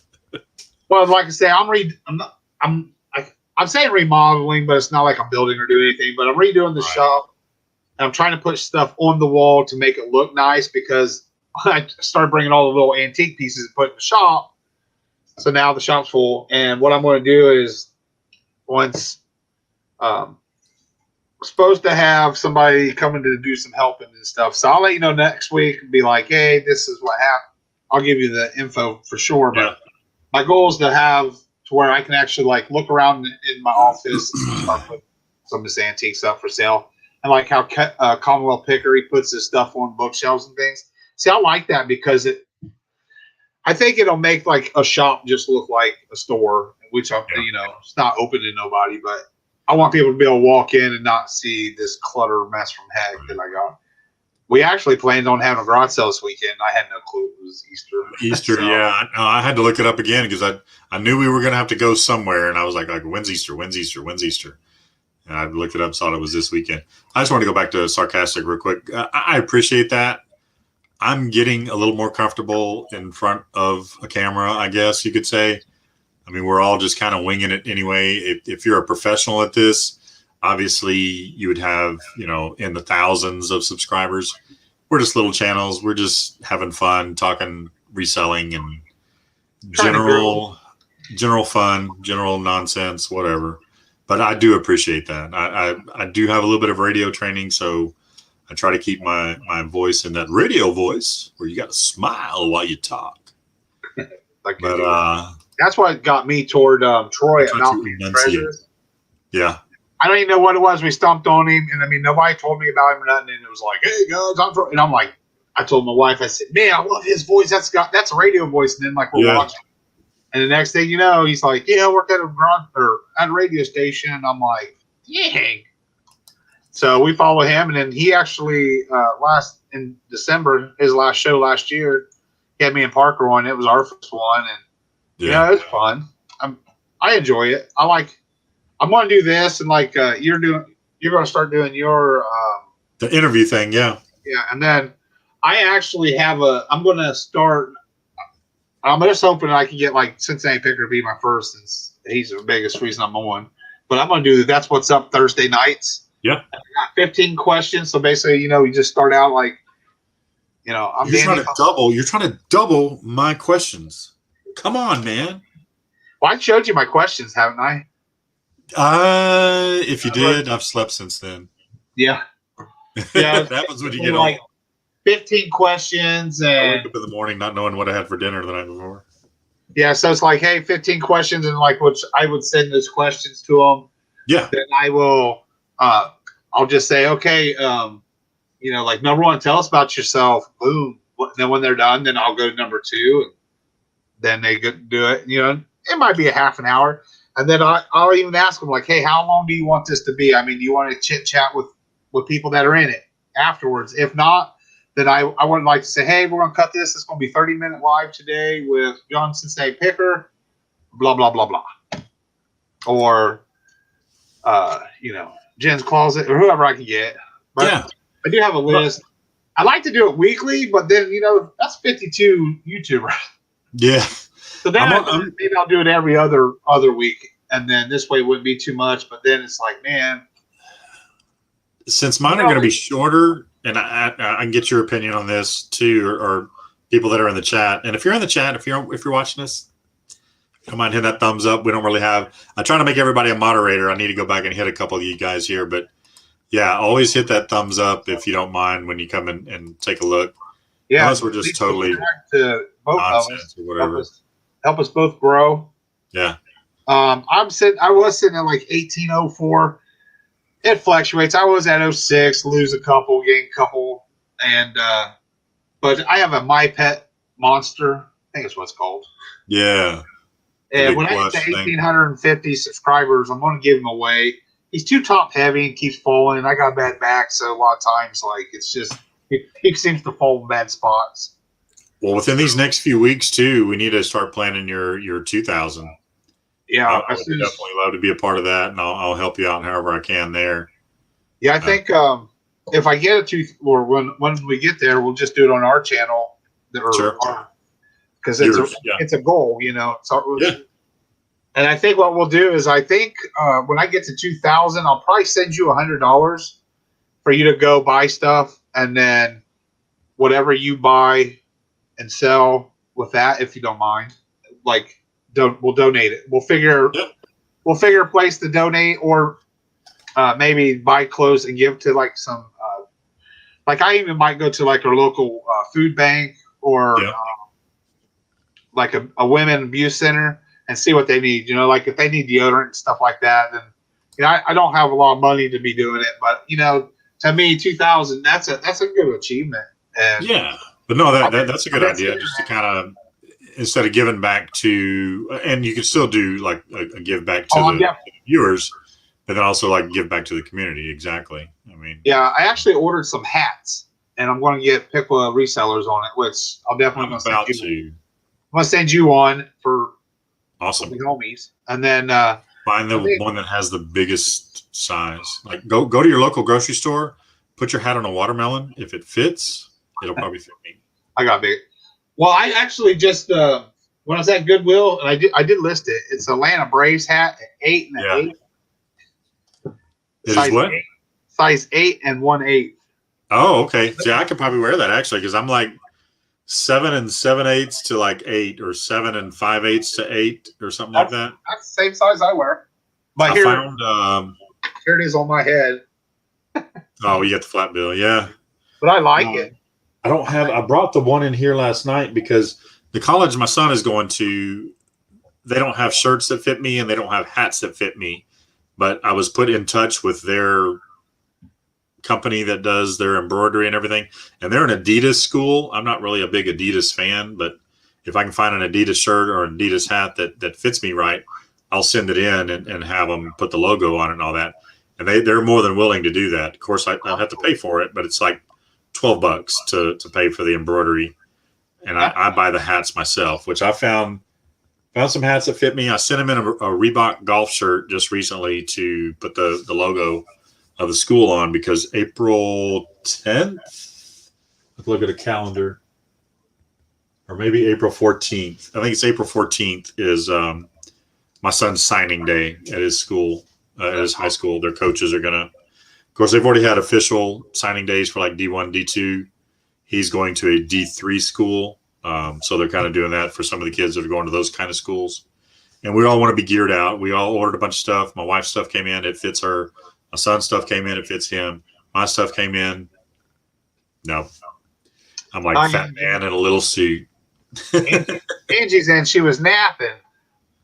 Oh, well, when you're full-time, you got to take a nap, man. When you're full-time and making millions, I guess you got to sleep it off. Did you see where she met up with yeah, I did. Redbeard's Treasures, I think? Yeah, Matt with Redbeard's Treasures. Yeah, that was cool. Just totally random at a garage sale or something. That would be neat to run into somebody and be like, man. Like me, the only person I see is the guy that lives across the street, but we never talk or nothing. Oh, there you go. Sarcastic's getting close to 2. He's going to do a heat challenge when he gets there. I would watch that. I don't necessarily want to see anybody in pain, but I would watch that. And my son would probably watch that because he does like the hot stuff. But yeah, my buddy at Retro Obsessed, he'll do those hot eating stuff. Man, I laugh because when he gets to where it's so hot, he starts hiccuping. And I'm over here just laughing my butt off. I think it's so funny, but there ain't no way I'd try it. No way. Yeah, like I said, I don't go too far past habanero as far as heat goes. I mean, I don't know. And I've had bad experiences with habaneros that are not NSFYT, not safe for YouTube. When I get to 2,000 subscribers, I'm going to give this away. What is that? Right here. I bought it thinking I thought my mom wore it, but she doesn't. It's rare diamonds. It's some perfume, but there's a note that says from Lonnie. Green, oh yeah, green garage flips. So I have no use for it. It's not antique, but it is from something from Lonnie at the. I do watch him once in a while. He's got them all the time coming out. I can't. There's just no way I can keep up with him. And I think it may have been on Angie's channel last week or their show last week where they were talking about that Bean Boozled challenge. I would do the hot stuff before I would do that Bean Boozled stuff because I have like a strong gag reflex. So if something smells and tastes bad when you think it's going to taste like something else, like where it says it's supposed to be cherry and you put it in your mouth and it's rotten egg. Yeah. Oh God, no. Anything egg, no. I'm out. But yeah, Angie's getting up there to 1,000. She'll get close. Angie, yeah, her and Bobby both are very close. Yes, I keep going back and forth. Yeah, Bobby, yeah. I think Bobby doing a lot of. Bobby went a couple of days without putting a video out, and he said, "Yeah, he said he was going to cut back a little bit because he's got the hours. He's got thousands of hours, but he just doesn't have the 1,000 subscribers yet." But yeah, he's cutting back a little bit just so he can kind of concentrate a little more on the reselling part of it, I guess. I wish I had his drive. He bought all these hats from me. I can't remember. We'll say 50. I think it's 47. I thought it was like 60, wasn't it? I can't remember. I thought it was like Maybe he 47. spent 60. It was like 45 for 60 or something like that. Yeah, he paid $60. We'll check it cost 25 to ship it to him, which I thought was ridiculous price. And I just thought of him. I didn't know that he had. When I looked it up before when he said, "Hey, got it," I was watching his video. I clicked on his eBay, and it's like 3,500 items. I'm like, and then I watched the video he put out today that he bought all the Star Wars. He said, "Well, I got it all listed. I'm all caught up. Now I got to hit my death pile." And I'm thinking, how can you keep up with it? And he's making videos, and I'm just like, damn, he's really on it. Is he full time at it? Do you guys know? Yeah, he's full time. He's like basically retired from the industry that he was in. He's former Navy, I believe. I was gonna say I thought he retired. That's why. And he was also in the trucking industry, transportation industry for quite a while. He's retired. He's not drawing Social Security or anything. I believe his birthday is this Friday because he reminds everybody on a pretty regular basis that he'll be 62 this Friday. Not this Friday. Oh, yeah, it is this Friday, the 2nd. Retired from UPS. But, yeah, Angie's been doing a lot of collaborations, and that's been fun. Yeah. I've popped in on a few of those. You tell him we're talking about him. Get on here. Bobby pops in every once in a while. Yeah, I was going to say, usually he does. Angie. Plug your show, Angie, for Friday night. Yeah, Bobby, I think he was the first one I ever won something off of. And I seen him through Angie. And got on. He did a video or something. You had to hit something, so I did. And it took me a minute to subscribe to him because I don't like the puppet. I don't like that puppet. JT. I just passed through it. I don't know, and the music to me sounds like some porn. So it's like, all right, yeah. He has to change the lyrics, so it didn't get copyright crap. But yeah. So now I just passed it, but yeah. I love, he's very educational. I like it. Love it to death. No, yeah. And he shows everything, shows his profit, like the true profit, I believe. And then, he's always got good information. And where he's at, they just have a ton of yard sales, estate sales, highway sales. So yeah, he gets out there and goes. I wouldn't mind just tagging along with him one time if I ever get up to Oklahoma. My stepson lives up that way, right there near Tinker Air Force Base, and I don't think Bobby's too far away from there. Well, hopefully, and me and Sarah are full time doing this. July, the week of my birthday. That's right. Our family's supposed to go to South Carolina, not Myrtle Beach. It's just right by it though. So whenever I figure it out, have her tell me what areas we're going. I'm gonna throw that out there. Like, hey, if anybody's out this way, we can meet at an antique mall or something. But there's a lot of Carolina people, South Carolina and North Carolina.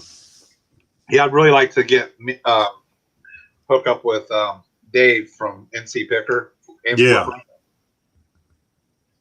I forgot you were having Jen on Friday, Angie. I'm actually having Jen on Wednesday.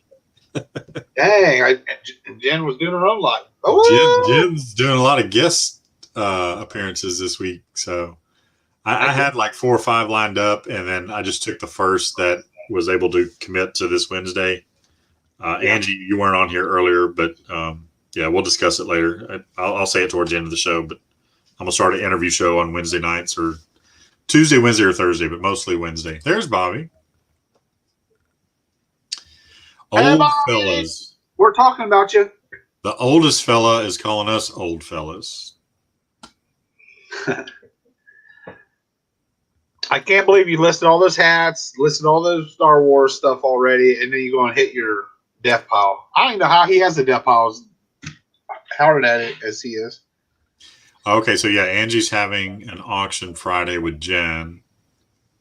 I'm going to watch that because I wouldn't mind trying to. I asked a buddy of mine, Alan. He actually just quit his trucking job to do this full time, and we were both interested in the auction stuff because my dad's an auctioneer, So we are just trying to figure out how to, like, maybe try to build up people enough for like resellers. See, I wouldn't mind having it just for resellers to help, clears out room for me, but like fill a box for this amount of money. Right.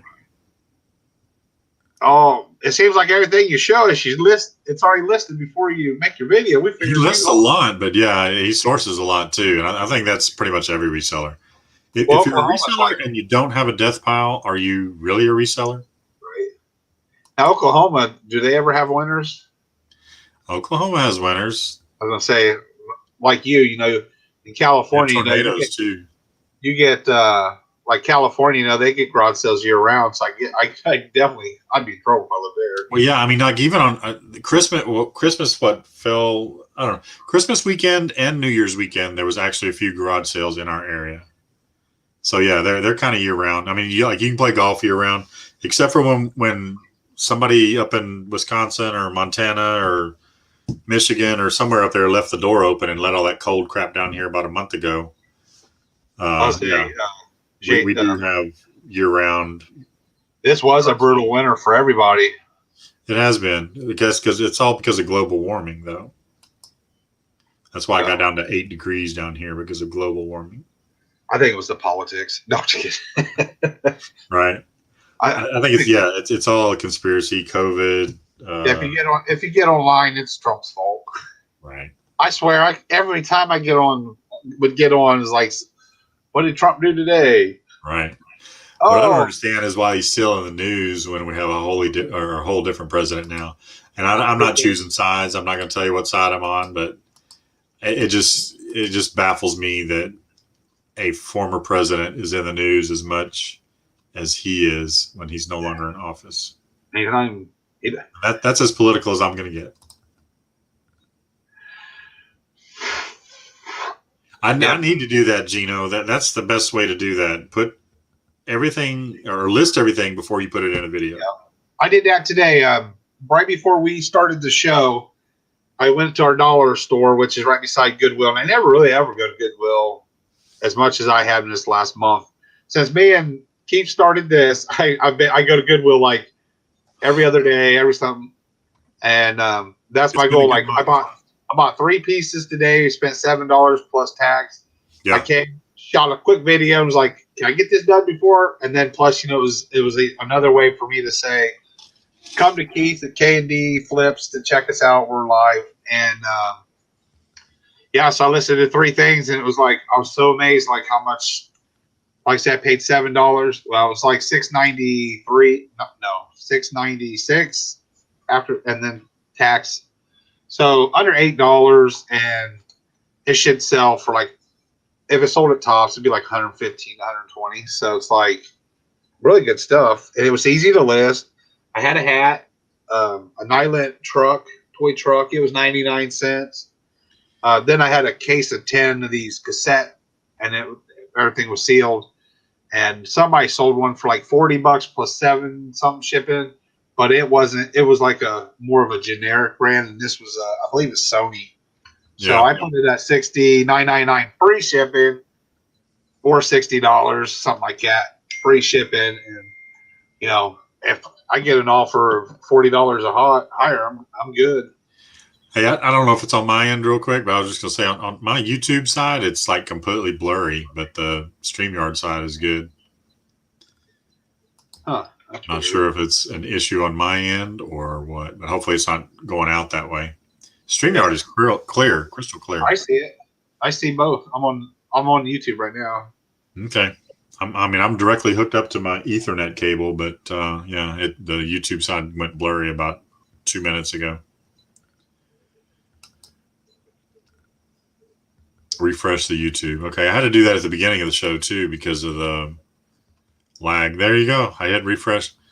Angie is the woman of 1,000 answers. How do you put links up? How do you do links to where we can link our YouTube channels? So I don't even know how to do that. Anybody that's a moderator can put up a link. See, I try to give everybody a wrench that at least one of us know. So yeah, all of you guys for the. I think everybody in here is probably subscribed to everybody, but yeah, put your links up there. We may have some people that catch this on replay or listening while they're driving. I know a lot of people listen to lives as kind of like a podcast type thing, but yeah, and then when they catch it on the flip side, they can see it, and then yeah, maybe everybody will do it.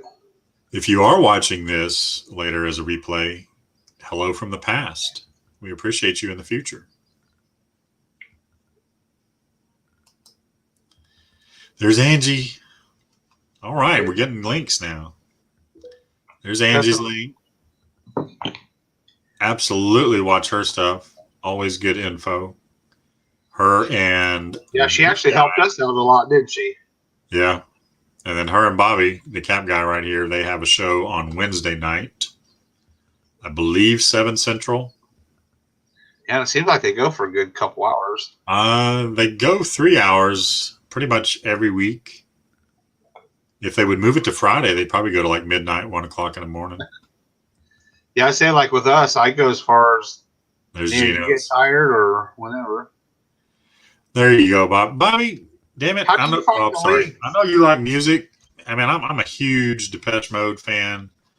Def Leppard and Metallica was my 80s, 90s period. But yeah, I'm a huge 80s fan, and I like a little bit of everything. I even keep up with the current stuff. I have stuff on my Pandora. My son will walk in here. He's 18. He's like, "Why are you listening to Billie Eilish?" I like her music. So I'll listen to a little bit of everything. But yeah, that older stuff, especially Depeche Mode. There's a good YouTube video on Depeche Mode's last tour. If you hadn't seen it, Bobby, I can't think of the name of it, but if I do, I'll send you a link if you haven't seen it yet. It's a good 2-hour show. It's pretty good. 3 hours. Yep. Angie and them go 3 hours. Angie and Bobby. There's Sarcastic's channel. How do you find... how do I find the a link for yours? Yeah. Go to your channel, and then what is it? Customization, and then basic info. Basic info. And there should be something in there where your link is, or you can just go to the top if you don't have the custom link. Oh, I don't know. There's somebody that did it for you. There's Maggie. She put it in there for you. Thank you, Maggie. Okay, so you get your eBay thing or YouTube, and then manage video. Customize. Customization, and then I think up towards the top there's basic info or something like that. Yep, basic info. And then there's a way to customize your link where you can put like your name towards the end. So where it says custom URL, just copy and paste it. Yeah. Okay, it's not. Oh, I was gonna say. You're gonna try and copy and paste it, and it ain't blowing up. Oh. Let me check this out, see if I figured it out. I'll have to do this like 25 times. Yeah, it's like my link used to be like 3 sentences long. I was able to shorten it to the little one. Oh yeah, Bobby, I was in a garage band and we used to play a ton of Judas Priest. I wasn't a huge Judas Priest fan, but probably 5 songs out of the 30 that we knew were Judas Priest songs. I played bass. So all I did was backing vocals on stuff like that. But yeah, no, I like a little bit of everything. My dad brought me up on some stuff, some good music, old music. There's not a whole lot I don't like. I can listen to classical. I'm not the biggest fan. If it's something that I am familiar with, I'll listen to it. As far as rap goes, I like most of it. If it's really hardcore nasty stuff, I don't care for it too much. And that's the same with like metal. If it's just really death and destruction, guttural noises, I don't care for it too much. If they actually have some kind of musicianship, then I might listen to it. I just subscribed to Gino. Yeah, Gino's a good sub. Watch Gino's stuff. I just subscribed to Sarcastic Sports Maker. Going through the thing, figuring it out. Maggie Doodle. I was back in my hometown, just sell flowers down on the drag. We're down in Austin, Bobby. Maggie Doodle, Austin, do you Texas, have your your thing just to make sure that I'm subscribed. I may have mentioned it before, Bobby, but I lived in, well, it was a temporary situation, but I lived in Round Rock for about 6 months back in 2001. I was there during September 11th, 9/11. I had a 6 month, or it turned out to be a 7 month assignment. I was working for a trucking company here in Houston. We were doing the transportation for compact computers locally. It was Eagle Transportation, and they bought the contract from FedEx to do Dell Computers local transportation in Austin.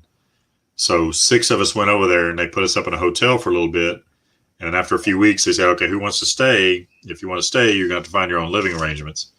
So 2 of us stayed, and we stayed in an apartment in Round Rock, right on the north side of Austin, which Austin is just, I mean, it's the biggest tech town, and it's basically going to combine with Waco at some point, which will combine with Dallas at some point, and whatever. Austin is like the California of Texas, Silicon Valley.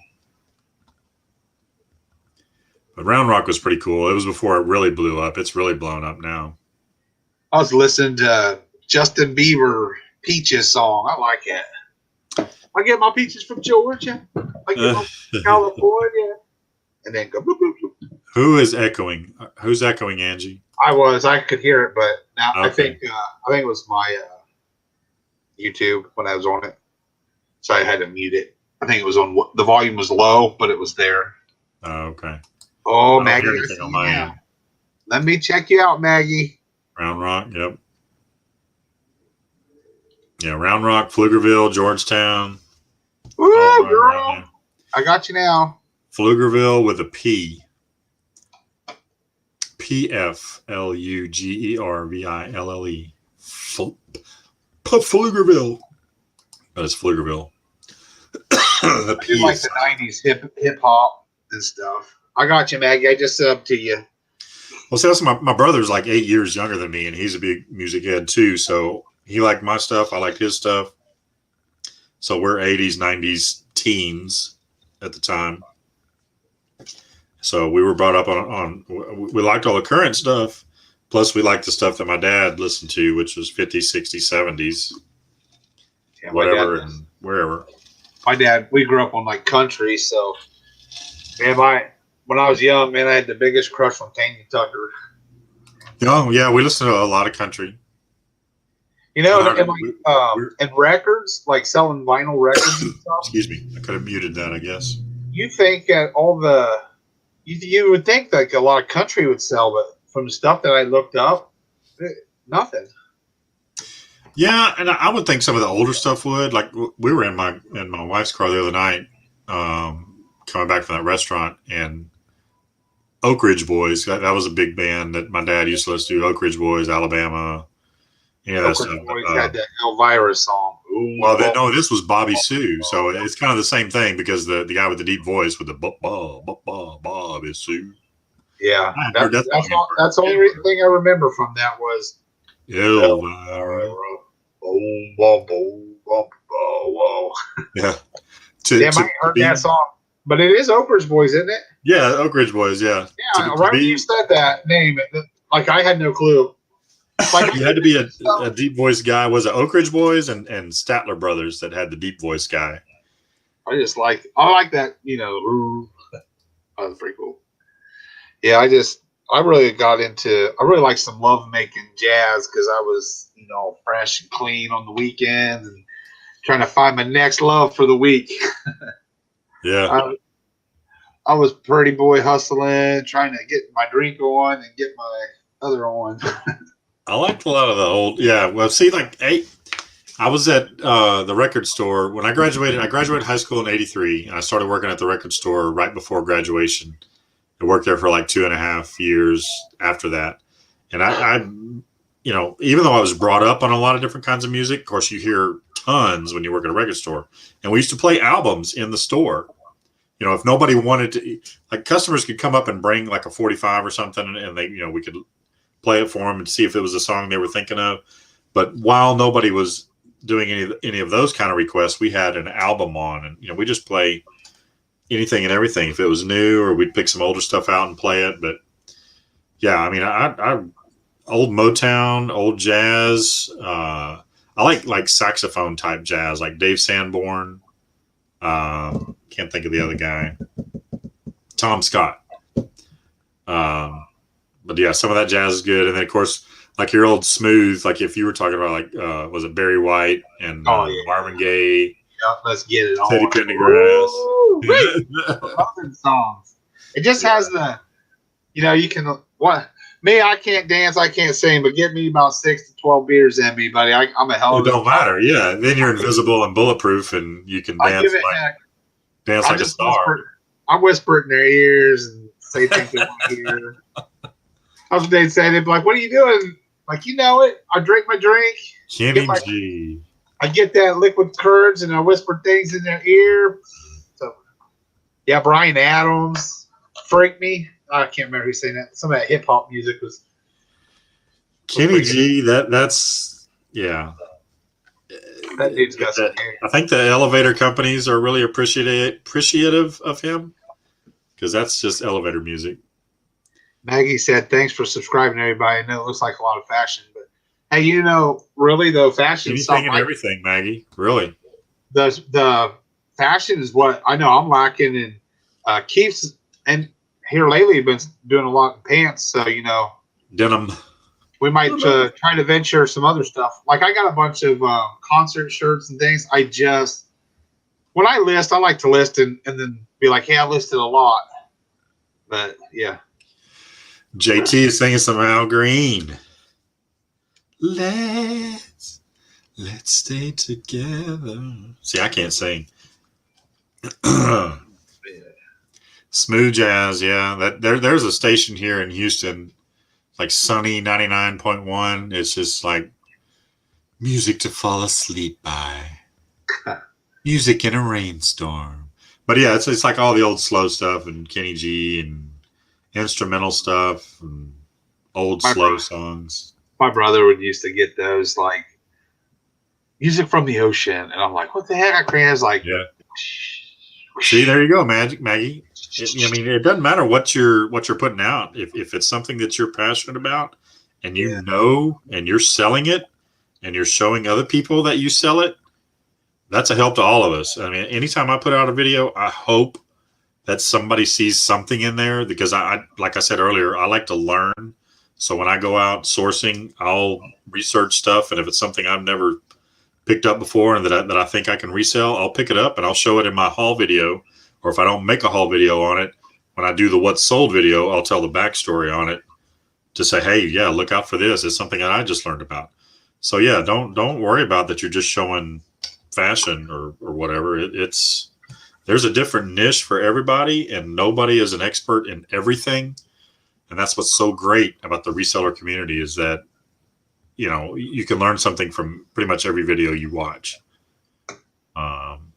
And I love the variety of anything, of everything that we watch. Yeah. And, to be honest, like we're all small YouTube channels and stuff.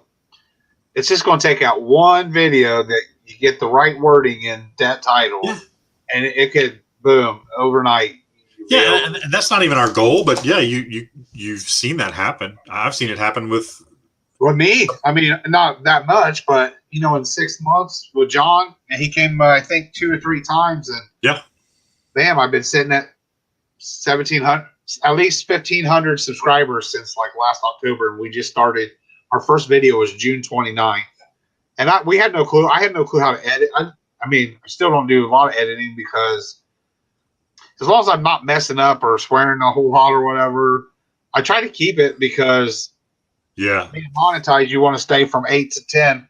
I put out a quick video this morning, I believe, and then I put one out again right before we went, and neither one was 8 minutes. I should have probably drugged the other one, but I mean, when you're only sitting at this many subscribers and stuff, like my videos right now, because I took that month off, like maybe 60 to 100. I'm not even hitting 100 views per video right now. And that bothers me. It's like, you got 1,800, I got 1,800 subscribers and like 60 people looked at it in 2 days. Yeah. Like, what am I doing wrong? And I always say that if there's something wrong, message me, let me know. because that's what this is all about. It's growing. Like if somebody say, hey, you cuss all the time, which I mean I don't, but just suggestions like, hey, don't have a fake doll as your. Sorry, I had to put JT out there. Or don't do this, or you shouldn't do that. The only thing I got was I had a buddy helping me, and he put music in it, and a lot of people bitched about the music, but Yeah. I mean, complain. But the thing I did like how every time he did my sale it went cha-ching. I need to figure out. You froze again. There you go. Welcome back, big brother. Yeah, thanks for coming back. And thank you, Angie, about the radio voice. It's not always intentional. Sometimes I'll do it intentional, but yeah, it just depends. We ought to prank call people. Oh, that'd be great. Hey, you want this at local 85.9 FM? You got 30 minutes to do this. You have to scream and say the anthem. I remember the second radio station that I worked at. I learned, and I was overnight. I was like midnight to 6. So it was all the hospital people, the first responders, and everybody like that was listening. Every once in a while, you get some teenage kids that were listening in the middle of the night. They'd call in, and there was a way to record the calls, so that you could play it back as you found the song that they requested. You could play it back right before you played their song, and that was always that was that whole radio guy thing. There, it's like, hey, it's 8:53, and Jessica and her friend Bob are out there listening, and they want to hear some Kenny Chesney. So here you go. Here's Kenny Chesney. You know what I'm about to do? I'm about to find something to give away just because I want to do something. Let's see. We got 8. Let's get up to double digits. Then get 10 people. I'm going to give call your friends. Away. Call your enemies. Tell them to. I'm going to give you guys a half Smartie. It's a big Smartie, so I'll give you a half. Oh, the big Smarties. I'm trying to find something that'll be cheap, like into an envelope for me, shipping wise. Not cheap. Oh, Maggie, okay. Yeah, Maggie, jump in. Look, this right here, and I've recently been asked to be a guest on a show, and I did it last week with Chuck. Danny's done some different guest appearances and has done some collaborations. Don't be scared of it, Maggie. If you've got a good internet connection and a good camera and all that, yeah, Maggie, get right on there. Hop in. You want to do one at 8? Where are you from? Do that challenge. I'll do one with you. 8:00 on Thursday, p.m. Eastern, my time. If you've got free time, I'm actually going to start a show soon, and I want to do it on Thursdays, and it's going to be my That's What's Up Thursday lives. So what's up with that? So anytime, like it's like tell about yourself, blah blah blah blah, and I'm like, that's what's up. So I'm going to be that day. When you say that reminds me of the Saturday Night Live thing. The what's up with that? With if you watch Saturday Night Live any time over the last 10 years. Got questions. Can you give me a hand? What the hell is this for? I want to show you guys everything. I don't remember what. Well, it's not. As I move closer to the camera or the screen see. It's like on it's plastic, but it's like on the plastic. I know you can't really. There you go. That's a better view. It's like there's a thing like it would come off here. Anybody know what the heck that's used for? I mean, I don't see anything. It's like a part to something. I mean, it's not like hard plastic like a mannequin or whatever, right? No, not that hard, but it is plastic like it. But I don't see anything. Is it movable? Does it move at all? Can you bend it? Yeah, it'll actually. You can lift it off. Oh, hey, there you go. Big Brother at the auction wants one of your cars behind you. Ain't no cars behind me. I don't see any. I don't see any yellow, orange, no cars like that. They said the Kip's big boy too. Now, when I look here, it does look behind me, but behind me is really this. I was at one estate sale Saturday, and they had 3 of the Kip's big boy or Bob's big boy, which are the same, but they were the banks. It was the same size as that one you have up there on the top shelf. But they wanted a pretty penny for them. The whole house was full of collector stuff. Well, that's the thing. Like a lot of my stuff, I was really hoping. I had some big boy banks that everybody was interested in, but I was really hoping people would see stuff back here and want to buy it, and I wouldn't have to list it. There's your answer right there. Danny. What? Big Brother at the auction says use that hand to display hand jewelry. Well, there's what's her name? Some rings or bracelets. Tracy that does the with Tommy and Tracy's show. I actually sent her a 10-pound. I sent her a 10-pound box of jewelry and stuff. So I have no. Oh yeah. And she's still messaging me like, "Hey, I haven't gone through it yet." And it's like I messaged her. I said, "Well, you need to hurry up because I got another box twice the size." What would anybody do with a third hand? I hate it. That's probably nothing that should be answered. Right? What wouldn't I do? That's funny. I better not say nothing. Where did you get the fake hand, Danny? Angie wants to know. I don't know. I just recently got it. I really don't know. I'm thinking maybe our local auction. I think I paid 50 cents for it. And I think Sarah's like, "What the heck?" And I was like, "It was 50 cents." But it's got something on the end where it looks like it goes into something else, like it's a part of a. And the back looks like actually like you could hang it up. Like, did they hang up a person or is it for doctor's office? That's the thing. And yeah, I thought, Tracy Parks. That's who you sent the jewelry to, right? Tracy Parks. Yeah, that's who it is. Tommy and Tracy. Oh yeah. Son of a mother, can't even find us. How many viewers we got watching right now? Hey, we're up to double digits. Yeah, we're at 10. Oh, shit. Now see, hit that thumbs up while you're here. Danny's looking for something to give away, so. I found something. Uh-oh. This is pretty awesome. To do chores, you dirty old man. Yeah, okay. Bobby wants to do chores with the third hand. I'm so a brooch or a pin. Oh, that's like a key. It's like the Joker. Joker, I was gonna say, yeah. This is pretty wicked. That is neat. And right in the back says the Joker, TM and DC Comics, like 914. I don't even have to tell everybody where it's made from. But it is heavy. Like pewter or? Yeah, that's what it feels like. A regular metal kind of thing. It feels like pewter to me, but it's probably just regular. Bobby said third hand would list, comp, and pack at the same time. But you need a third eye then, too. I would say it's probably 2.5 inches tall. So that's what she said. Anybody interested in that, woo! I was going to list it. I don't know why I didn't. I just hung it up on the wall thinking it was cool. I just like the design stuff. And it's just got a little clip on it, like a little carabiner type thing? Or yeah, okay, there you go. Yeah, definitely cool. Here I'm playing with it down here and you can't even see it in my hand. Sarcastic says that's for nail art training, the third hand. What is that what it's called? I mean, to research it. Are they worth anything, do you know? Nail art. Unless he's being sarcastic. That's what you don't know sometimes about sarcasm. Especially when it's being typed out, you don't really catch up on the sarcasm. It's probably being silly because third hand, like really. Right. But who knows? We got double digits. All right, I'm going to pick a number, and I'm going to message Keith the number. Okay. On Facebook, so he knows it. And the first one that we see with it, then we'll have you get through my email. And I'll type in the comments to start.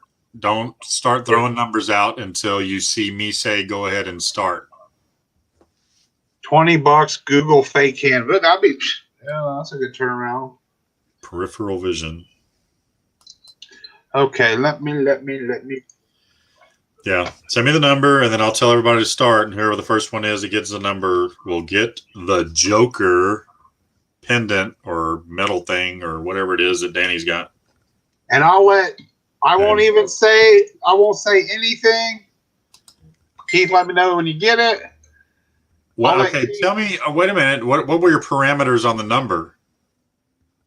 Well, I'm going to tell that here in a second. Well, we don't want people. Were you 1 to 100 or 1 to 10? I thought you said 1 to 10. No, we're going to do 40 to 100. Did you get my number? Yes, I did, but that's why I didn't. I thought you said 1 to 10. No. So now you're going. I said 1 to some. I wasn't sure what we're going to do. Okay, well, If that's the number you're going to stick with, I'll put in the chat when to start, and then whoever gets the number first will get the little pendant thing of the Joker. Tommy, that's a lot of jewelry. I told her I don't know anything about that stuff. And I got a whole bunch more. And I know I bought some. A friend of mine was an auctioneer, and his wife, they had got a divorce. It was a pretty crappy divorce. They're both old. And, well, she ends up leaving him, taking everything, and trying to screw him over. Well, she dies. I mean, boom, got something happened. She died. So we went down there, and I found some. I lifted like a couple rings and stuff, and they were real gold. Gold and right there. No, just put it right there. Guess a number between 40 and 100 to win Danny's Joker thing. Go. Yep. Go ahead and guess the number 40 to 100. If anybody's interested in the keychain. Also, so like I ended up buying it all. Back. All right, we're getting numbers 44, 48, 47. Oh, uh-oh.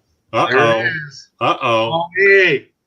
That was fast. That wasn't even fun. That was quick. Okay, it's over. You can quit throwing numbers out. Tommy got it quick. And he just came back in. Yeah, he did. There you go, Tommy. You got a Joker pin. Yeah, you did. They're still guessing. Tommy guessed. It's over. It's over. Tommy Bernard is the winner. It was 77. Yeah, it was the year I was born, but my partner passed away. His race car number was 77. So, yeah, just get your address through. Let me put my email address in here. EFFER99.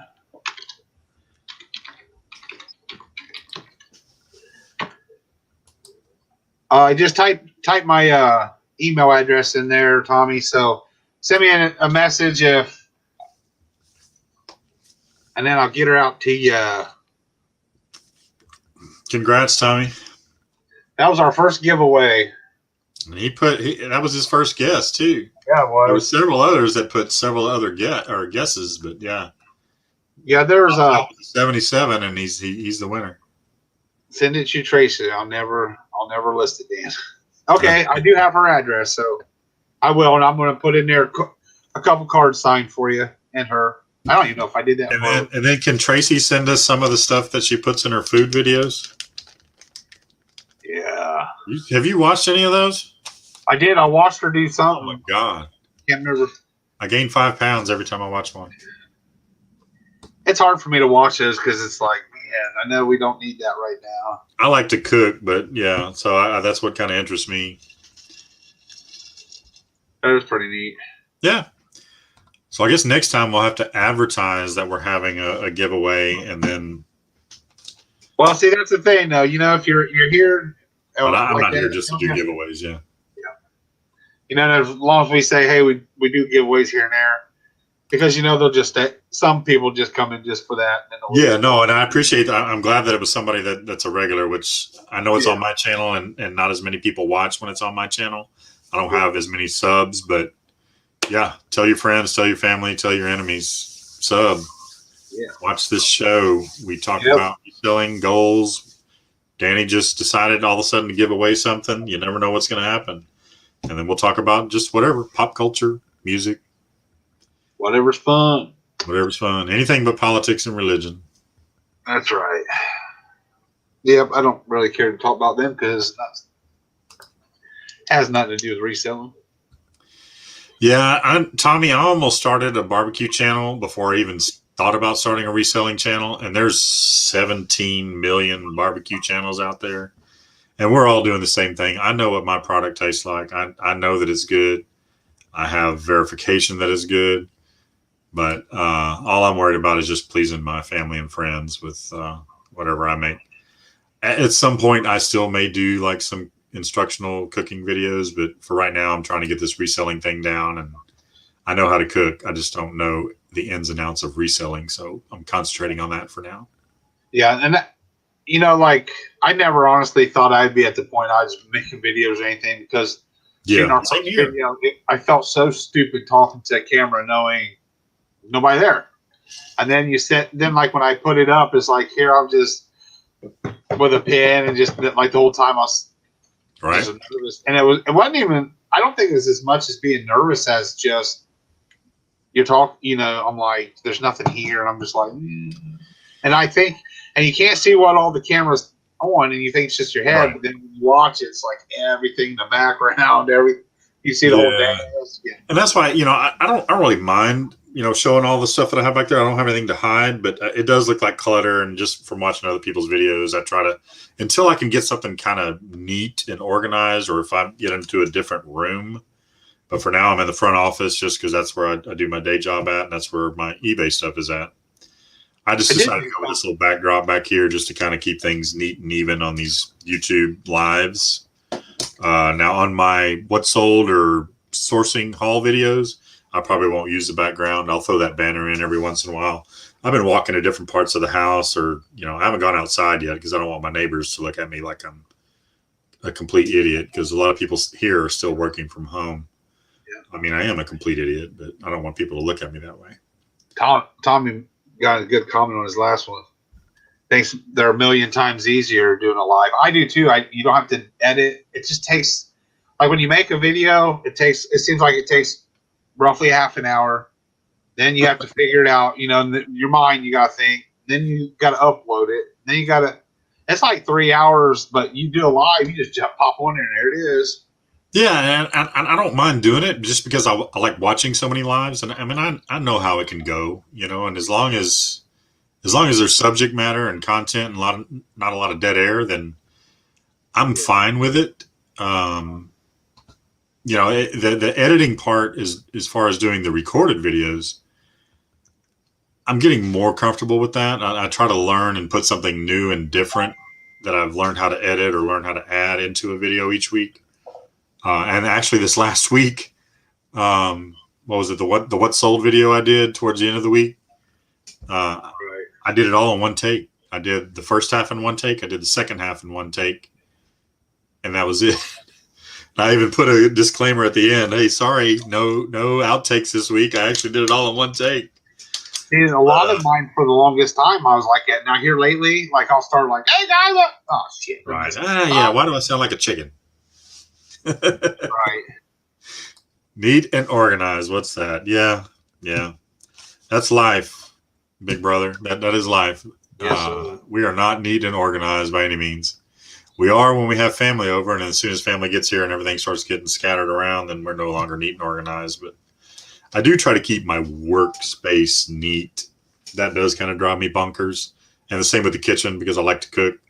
Like even this evening or this afternoon before this show went live, I cook dinner normally because I'm here at home, and the sink was full of dishes.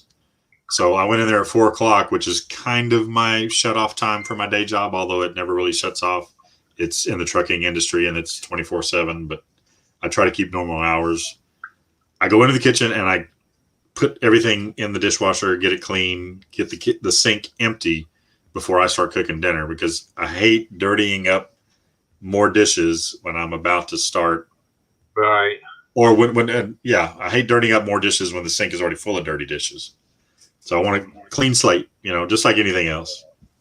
If you're going to paint something, you sand it down, you make everything nice and neat, and then you paint it. It's just like cooking or anything else. You want a neat, organized space so that you can start and create your dinner masterpiece, which for us tonight was hamburger patties, chopped steak.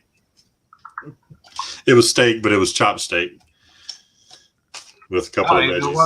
I don't know what I'm going to have for dinner tonight. Yeah, I try to eat beforehand because I don't know how long this is going to go. And then, but usually Sarah cooks and stuff, but she's out and about tonight, so I'm on my own tonight. But that's all right. That happens during the week with us too. Yeah, she sent a picture of a big baked potato and some veggies, which looks good. But I'm so tired, and I got to be up at 6 a.m. So I don't know. I did make some. Like I said, I tried vegan for a little bit. Yeah. I made some. I made a baked potato, and then I put the vegan butter in there so it'll melt with the baked potato. So I pulled, and then I made chili, and I didn't put no meat in it. So I put that over the baked potato. Oh my God, that was good. So I do have some brown rice that I think I'll probably heat it up and then throw the rest of that chili on it. Yeah, brown rice is supposed to be pretty decent, and different things that I've done in the past. Just whenever I was exercising and trying to watch what I eat, I mean, I'm half Cajun, so I grew up on a lot of rice and gravy, gumbo, etouffee, whatever. And that always includes a lot of rice.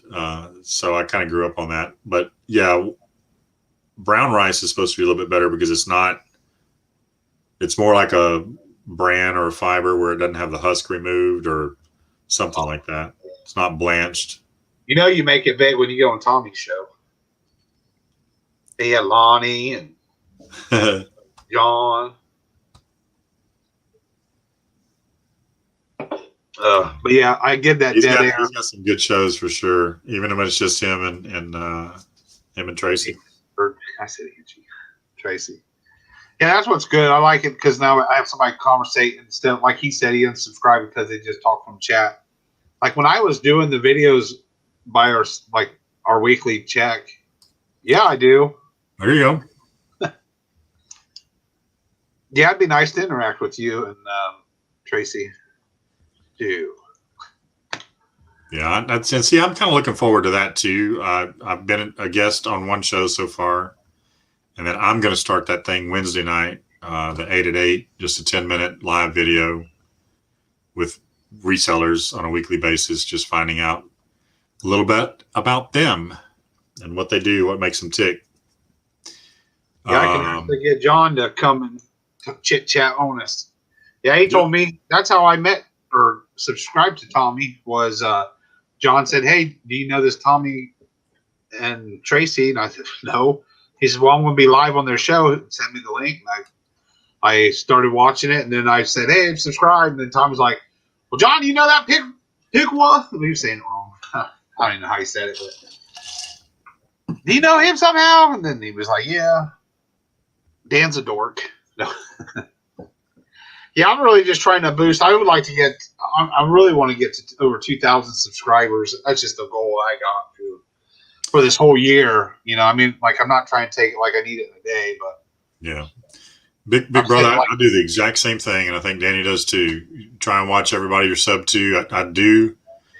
There's a few people that I'm sub to, and they just put out like a little 5-minute video each week, or maybe twice a week, and it's just them, and you can tell they're kind of timid, and you know, they're maybe just sold 2 items, and they maybe just listed 3 items. You know what? It doesn't matter. We all started out there, and I'll comment. I'll say, "Hey, you're doing great, man. You got a list. You sell." I comment. I feel like here's my thinking on that. Of course, when you're monetized, you know, you get pennies next to pennies on likes, comments, things like that. Me, I watch it and I'll comment, like, even if it's all closed, something I don't like or whatnot. And then, you know, I'm like, "Hey, good sales. That's neat," or something. This way they know that they got a like, and then I commented. And then really the only way to know that, like, you watched my video is a comment. So I always say, "Hey, good job, good sales." I do that to yours all the time, don't I, Keith? Yeah, absolutely. Yeah.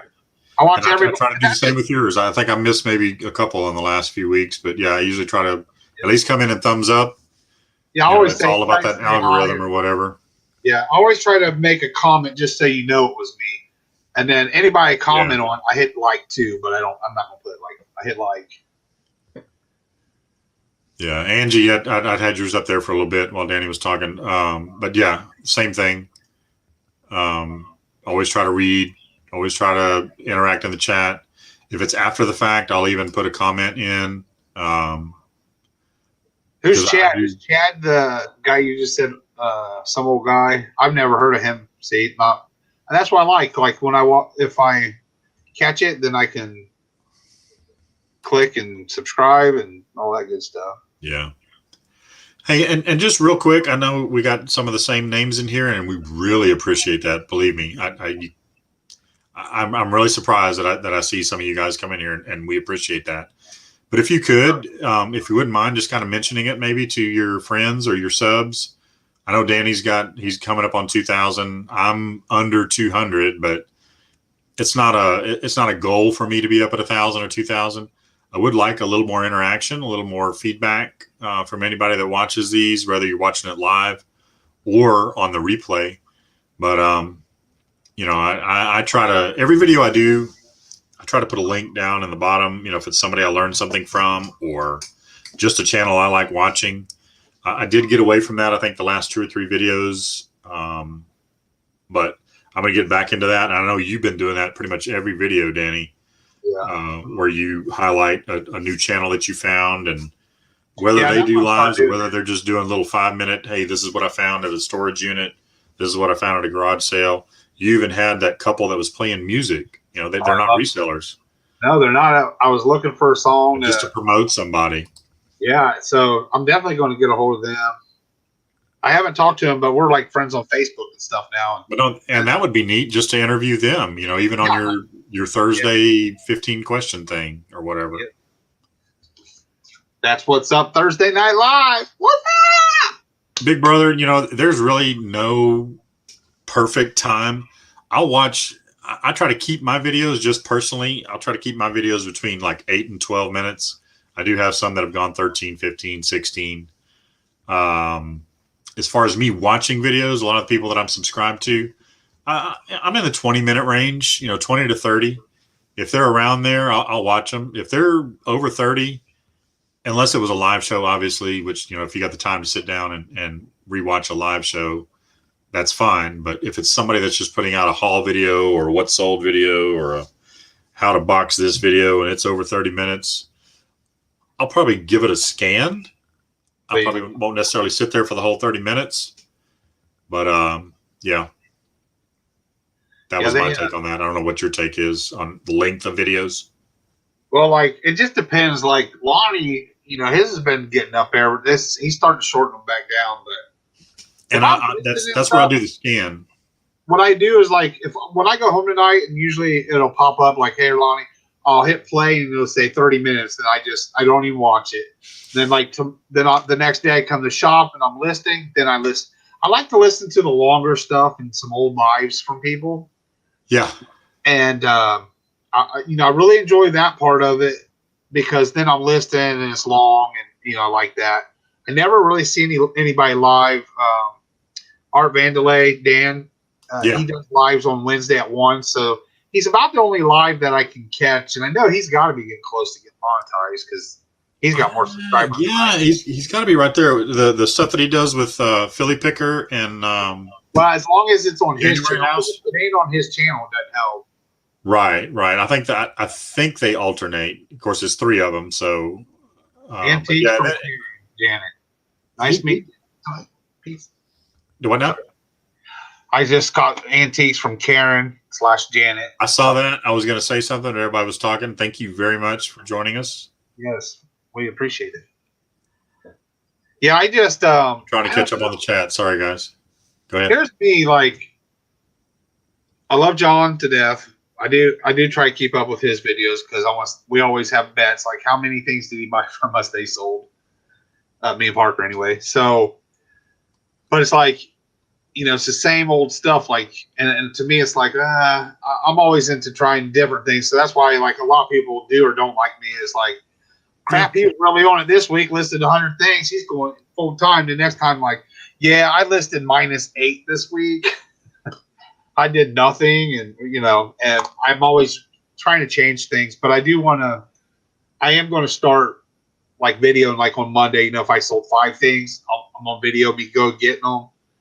The NC Picker, Flipper, I don't know which channel it is that he does it, but he just carries it with him and he's twirling and going around stuff. And when I was doing it, and I know a lot of the people came from John, but they were like, "Hey, if you can't, I get seasick watching you. If I can't get better, we're going to subscribe." And then put up a disclaimer.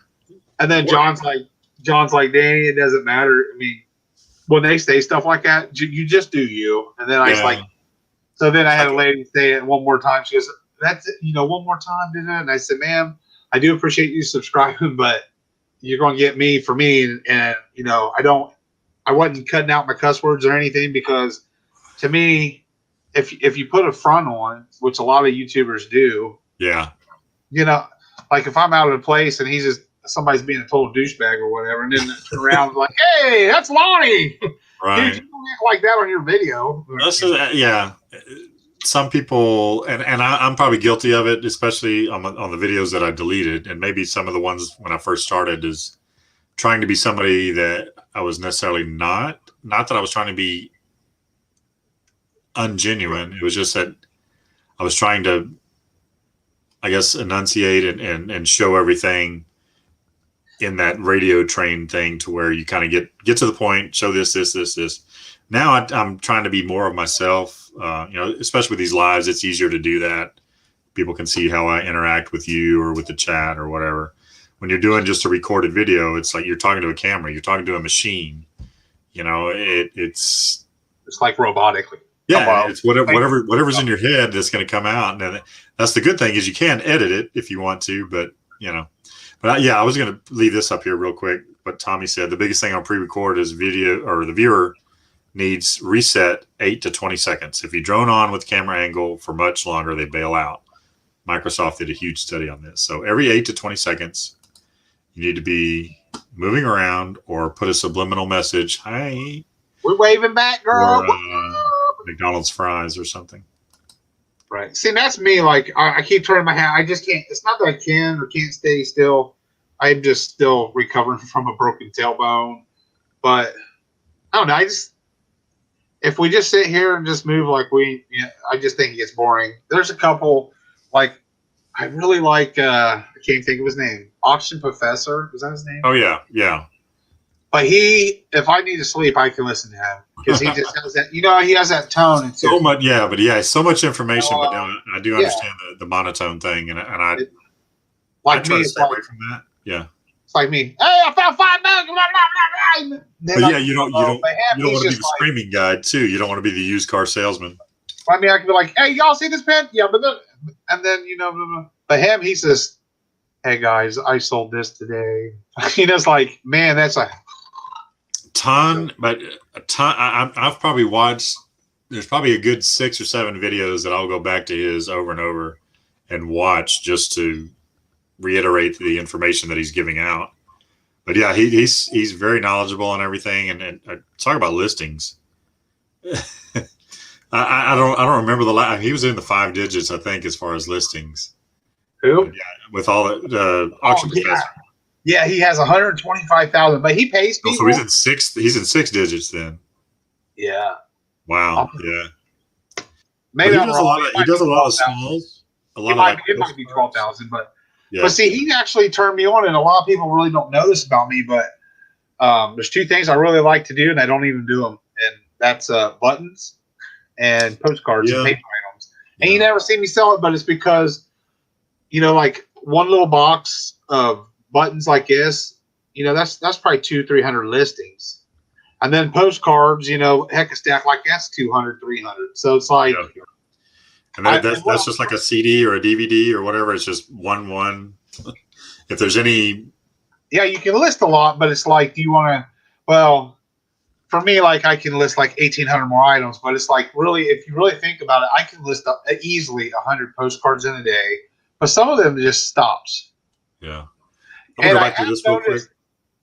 Huh? I don't mean to cut you off, but just like what Tommy said about CP, that he's so regimented. And I understand that. Well, does that mean like his videos are always the same, pretty much? Like when he starts out, it's, hey, it's Monday, whatever. We got 10 orders to pick. Let's get to work. Yeah, he's regimented, and the videos are seemingly the same. But people makes them remember, so they can always say, like, let's get to work, guys. Like, you can't take that because everybody knows John says that. Like, he's probably the biggest channel that I watch on a religious basis. I'll watch every one of his videos. Yeah, me too. I am behind on a couple, and like I said, he is so awesome. Like, I don't know. Like, I was really thinking he could, like, man, he's got a lot of subs because he only had 109,000 when we met. And then he said, "Hey, just throw up a video if you guys want to think about it, and I'll subscribe to you." So I'm like, this big timer's going to help 4 of us out, and so we did it. And then he gave us that shout out. And he told me, he said, "Go on your Facebook, tell your family, friends, or whatever." So I think we was up to like 35, before he posted his, because I think it took like 10 days. But he sent me the link and everything to watch it before he did it to make sure we liked it. And I'm like, Right. heck, That's this good. is cool. So then, we went from there to like 300 subscribers off his channel. And it's like, but then now, he just hit 129,000. So it's like, man, it's getting bigger. And that's like, when you were talking about subs earlier, I'd seen that before. I was going to mention that. I've seen somebody go from 300 to over 1,000 just in the course of a weekend because a larger channel found them, liked their content, and shouted them out. Art Vandelay, he did that. He was he did Harry Tornado. Yeah, by Harry Tornado. He worked at a casino and he got laid off, and how he got the shout out is he's been following that Harry Tornado for like ever, and he comments in his videos, and I'm subscribed to Harry Tornado, but I don't ever really subscribe or say nothing, and so obviously I would never be like, and I won't ask for a shout out either. Like, I buy stuff off of Kevin and he just reads the thing, and I didn't know he was going to do it, which I don't mind it, but I bought stuff from John. I mean, I bought one thing just kind of for that purpose. It was when I was first starting out again back in October. And then the second thing I bought from him, it was a private message that I sent him. And I was like, "Hey, do you still have that?" It was a Magnolite, the Wagnerware or whatever.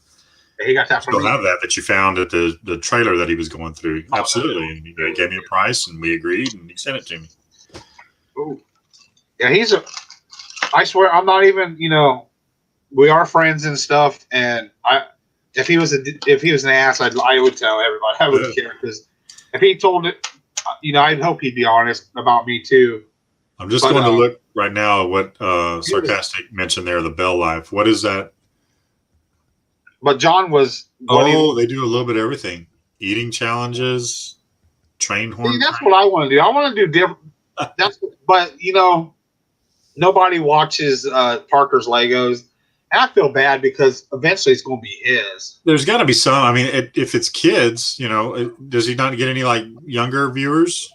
Well, they can't comment, and a lot of people say. But even like if it's a 10, 12-year-old, 13-year-old, and 10, 12, 13-year-olds are watching it, they can't comment? No, and I get it because of, Yeah, there's weirdos, and somebody's going to pose as a dangerous stranger. No, and I agree with that, Tommy. He was obviously at one point, because I don't really. He had a 9 to 5, and then he went to reselling full time, and then he started making more money at YouTube. And I'd mentioned that before, I think on Angie's channel or somebody else's. I don't know why some network hasn't snatched him up yet, because he has such a camera presence. Yeah, Harry Tornado, to where he could easily do an infomercial or a show on DIY Network or whatever. He just has that presence and that delivery. Big Brother at the auction. I see you say you unsubbed from Lonnie last year and CP just a few months ago.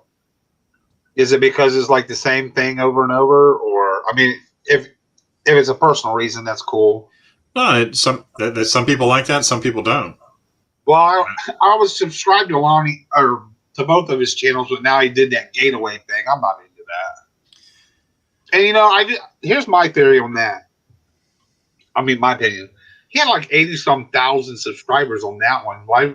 I would have switched them, because the other one had 30-some thousand.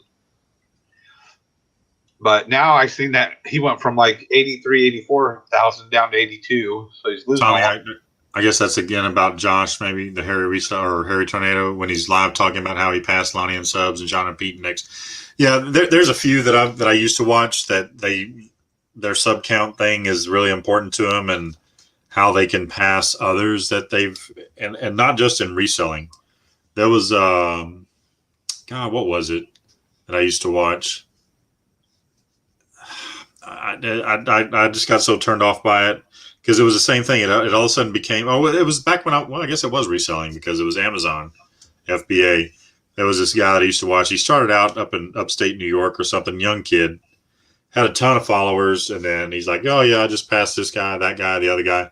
He moved to Seattle, had some big loft apartment there. And then he moved to Arizona and living out in the desert, some big house that looks over. And it was just all about that, about, hey, look how my Amazon business got me this lifestyle. And he was young. So he was like kind of doing the thing that you'd see back in the 80s and 90s on infomercials where like, oh, hey, I started out poor. I started out from the ground. You know, I now I'm a multi-billionaire. Here, follow this plan, buy my course. When they get to that point, yeah. Well, even before they get to that point, yeah, it does become a turnoff. Harry, I like it. I like you say, he has that. He has said that. I watched some of his earlier videos before he became as big as he was on YouTube. I was kind of following him back then, and then when he got to that point to where he was just like, yeah, YouTube is making me more money than the others, because he does break the numbers down. That's when I kind of just, yeah, I'll still watch personally. But yeah, well, I started buying them Goodwill skids and stuff. It's just not me, and it's just because my back is bad. So like, I won't personally be buying anything. Yeah, yeah, I don't like that. I just never got the pallets, and I bought some Amazon shit from somebody and totally got screwed and really upset over it. And then that lady had enough gold to, we'll buy some more. And I'm like, you went through this shit. I mean, you gave me pure garbage. I didn't give it back to her. I was like, you can have this crap. It's all pure trash. And I was like, and then she said, well, what's done? And I said, well, thank God I only spent $300. So that's a $300 loss that I'm not happy about. But you take that I did take back. Right. I've never watched that Raken. I think that's that Raken Profit. I've never watched any of that. I hear the name all the time. Rockstar, I've never heard of. I used to, but he moved to like Florida or somewhere. Now it's like investing, and it's like, I liked his earlier stuff when he showed you how he did a shirt and all this.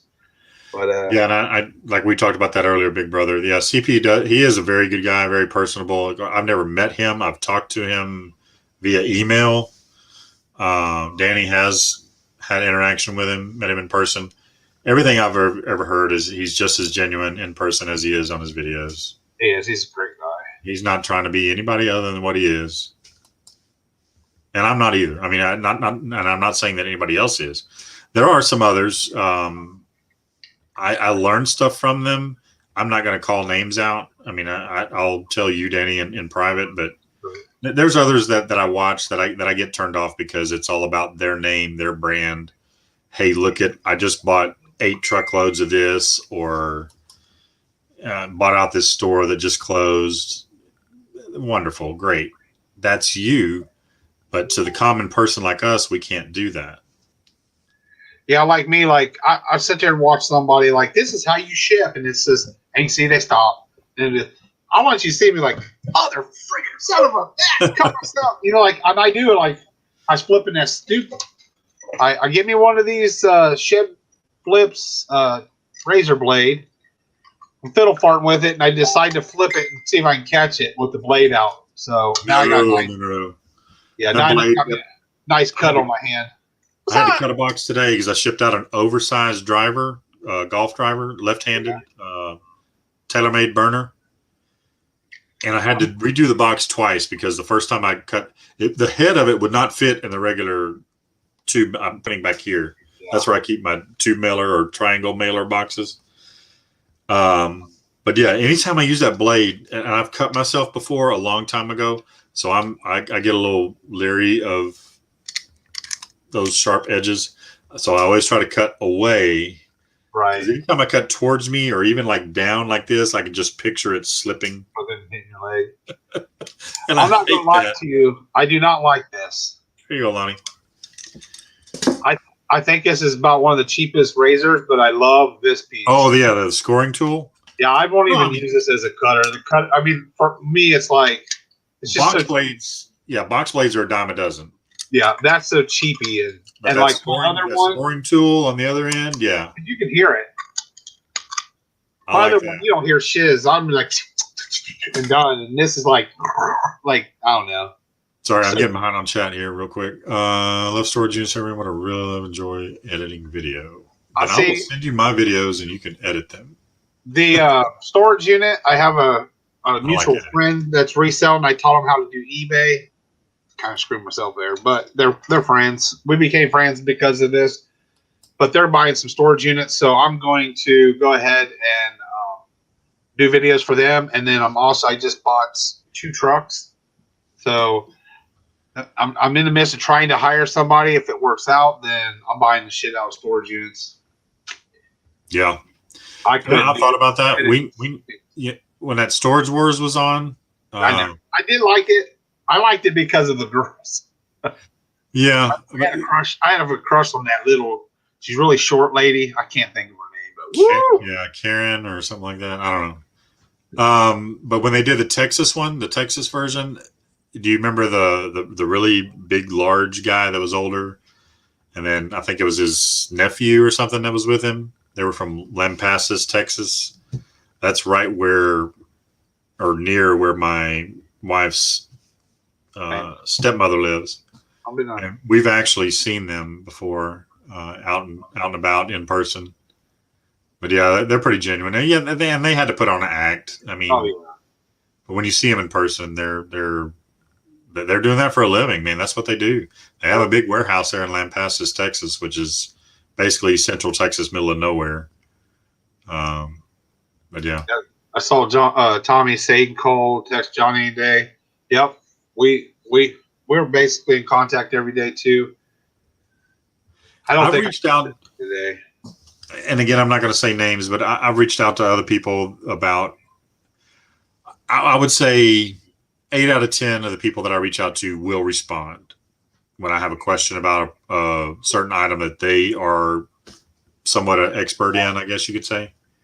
And there's a couple that you would think they would respond because they're very personable on camera and with their shows and videos, but they've never gotten back to me. And I'm not complaining. I found the answer, but you know, if you know somebody or you have seen somebody that has an expertise in a certain item and you ask them about it and they don't respond right away, it's not like it's a slap in the face. It's not, but they're just not coming off. They're coming off as genuine on their videos, but they're not genuine when you're asking a question. And again, you know, maybe they're inundated with questions. I don't know. I'm not at that point. I think I've maybe had 3 questions the entire time I've been reselling. But that's the thing. Like, I don't know. Like, I know so much because like my grandpa had an antique shop. I grew up, but it's like I know a little about so much. And like with golf clubs and stuff, you know, when John comes up, he's been kind of like doing some teaching to me. And then like I'll tell him in hats, like, you know, you should do this or that. I mean, it works both ways. Like, you know, you don't know everything, but anything helps. So when you're looking the next time, then boom. I vaguely remember that, Angie. I think maybe it was on your show where either you or Gino may have mentioned that. Yeah, Gino was in line to be on the next wave of Storage Wars. Yeah, see, the bad thing is they set that stuff up. But you know what shifts? I'll buy it. You gonna set it up? I'm gonna buy it. If the profits are real, then yeah. If it goes into my bank and the money's real, yeah. Exactly. That's true, Tommy. I don't inundate or bug anybody with any kind of questions. It's rare that I even reach out. I think I may have reached out to you a couple of times, Danny, about something, but yeah, anytime you've ever asked me, I answer if I can, and if I can, I would ask John and be like, yeah, this is what I found. If I can't find it on eBay, Google, or a YouTube video, then yeah, I'll reach out to somebody that I think may know about a certain item. Who was that I said I'd go live with? Did she ever answer? I know I wrote her down. Was that Maggie? Maggie, yeah. See, we don't put her on the spot. I need to know, Maggie. Well, no, I think she said she was asked to be on something and she wasn't comfortable with it, but because she's just a small channel, or she thinks she's a small channel or small time, but it doesn't matter. We're all small. We all started out small. That's where it's fun. I've been at 177 for the last 3 weeks. I'm not complaining about it. I'm not doing backflips about it either, but it doesn't matter to me. I'm not here to have 1,000. Oh, now I'm down to 176. So I was about to say, I was going to ask you, like, does it bother you guys? Does it bother anybody that's watching, the whole 7 people that we got right now? Does it bother you guys when you lose subscribers? It doesn't. I think I've gotten up to like 180 once. But yeah, so I've been between 175 and 180 for like the last month or 3 weeks. I got up to 1813, had that drawing, and went all the way down to 1768 or something. And now I'm finally I'm there, but like I was at 1806. Today we got on at 1804, and I picked up 2 more. There's Maggie said it was me. I was asked to do video with women who do a monthly challenge. Oh, the monthly challenge thing. That's right. My bad. I'm sorry. I thought you meant you wanted to do one. No, so she would have to do a video, make a video, and edit it and everything, and she's not comfortable with that because she's never done it. I don't know if you have a camera or if you're just using your phone, Maggie, but I just started out with my phone, and I'm still using my phone. I have a Faux Pro. It's not a GoPro camera, but I've never used it. And then I found the software or the app that I use on my Android, and I believe it's available on iPhone as well, is KineMaster or KineMaster. I don't know how it's pronounced. I've heard it pronounced both ways. KineMaster. It's there's a lot of videos, YouTube, that you can look up to learn how to do the different functions. I used the free version for about 2 months.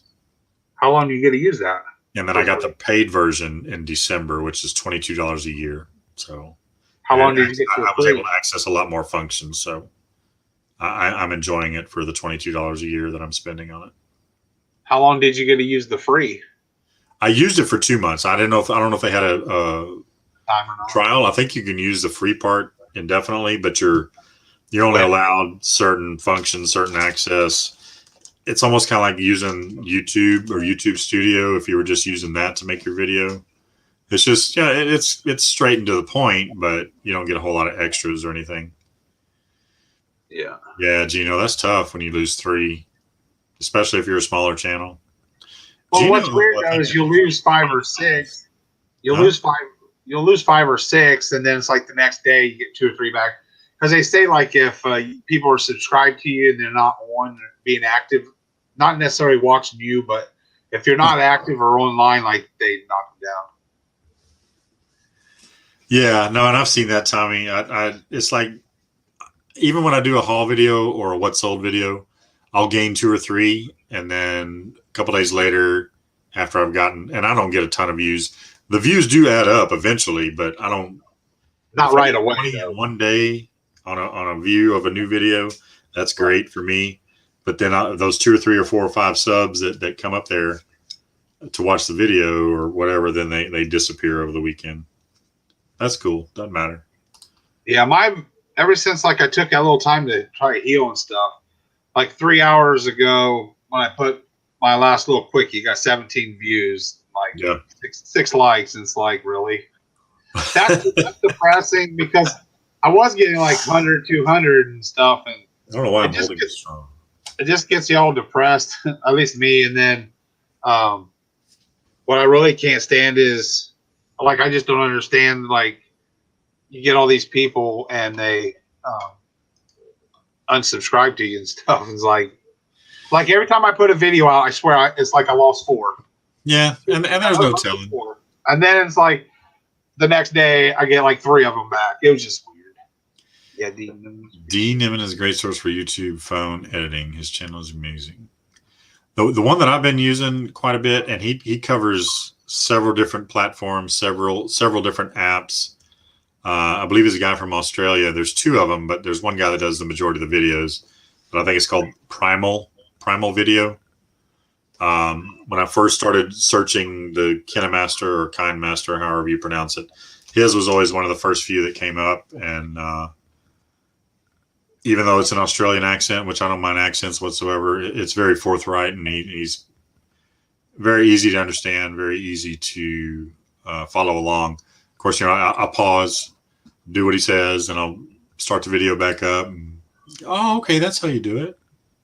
So it's pretty cool.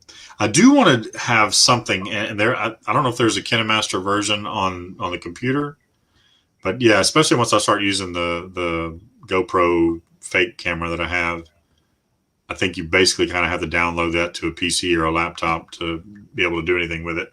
I might be able to download it to my phone. I don't know. My uncle bought a knockoff, and he just had no luck. But he is 70, so he brings it to me. I feel like I'm 70 sometimes. He said, "Oh, you should be able to figure this out. Use GoPro." I said, "Yeah, I use a GoPro." Look at that right there. She said he had a video that got over 3,000 views but lost subs. Isn't that nuts, man? I don't even have one that's reached 100 yet. I think I've got one that's at 84. I don't know. I'd have to go back and look through my videos. Yeah, I got like 36 videos out. I got one video, and I think it was with John, like the first time he came. It's over 8,000 views. Yeah. I never could say that helped me getting subs or anything. And then my very first one's over 2,000. And John said that, and he may not even be there now. He said his first one took forever, to even get. He's like, hardly anybody's ever even watched it. And I'm like, man, that's my number one. At that point, it was my number one video. Was my first one, and I was all clunky, nervous, and scared. Do you have iPhone or do you have Android? I use a stylus, which I think is an Android now, but I list and do my stuff on that iPhone. Okay, because Maggie says she has a program called iMovie, which I've heard of. That's what John uses. But it's on the laptop or the PC, right? It's not on your phone, or is it on your phone? It is on your phone. Okay. But I can't figure that shit out.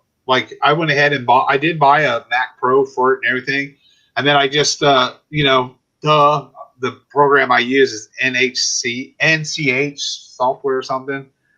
And so I just got on YouTube and was like, using this program, how do you cut?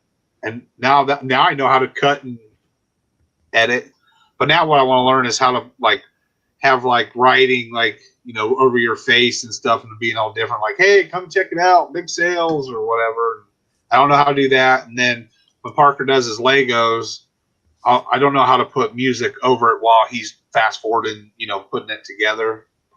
So I'm trying to figure it all out. But I just figured, if Sarah comes, she knows how to play all this. And I just tell her, what if something happens? I do need to learn it, because if we build up, and my whole goal with Parker, because eventually I'll be done with it and let him do it if he sticks with it, was 10,000 subscribers. And because that's what he said. He's like, Dad, wouldn't that be awesome? So I said, well, that's my goal. We'll try to get to where you're a superstar. And that's only 10,000. I mean, it probably is nothing, but it'd be cool. I was going to go back to what Tommy said real quick about Filmora. I did try Filmora back the first time that I tried to start a channel, because one of the guys that I followed, he's somewhere in Missouri. I can't think of his name right now. I actually have him on my other Gmail YouTube account. But that's what he was using. I'd reached out to him because I liked the way he was able to edit his videos and whatnot. But I haven't tried Filmora since then. Once I found that KineMaster or KineMaster, it was user-friendly to me. Everybody likes something different, the functionalities and whatnot. So that's just what I'm using for now. But yeah, Filmora is a good one from what I understand. Yeah, I never did like it. I had no luck with it at all. Hey, Flippin' Sports Guy. I'm sorry, we're just kind of catching up with the chat. Yeah, good to see you. Good to have you on. Lonnie is the highest viewed video. Yeah, Lonnie's got a good following, and he's still somebody I subscribe to. I watched. I don't watch every video like I used to, but I'll catch at least one or two. But yeah, and then like you were saying earlier, I don't really watch the RV stuff. It's just not really my thing. Show off. No. I mean, I have a barbecue cook-off team. If I could afford an RV, I would absolutely have one when we do barbecue cook-offs, because I am sleeping on a cot under a 10 by 10 when we do cook-offs, because I'm the head cook. Everybody else goes home, or if we're at an off-site place, they go back to the hotel room or whatever, and I'm staying there babysitting the barbecue pit on a cot with a 10 by 10. But if I could have an RV, hell yeah. That would be cool.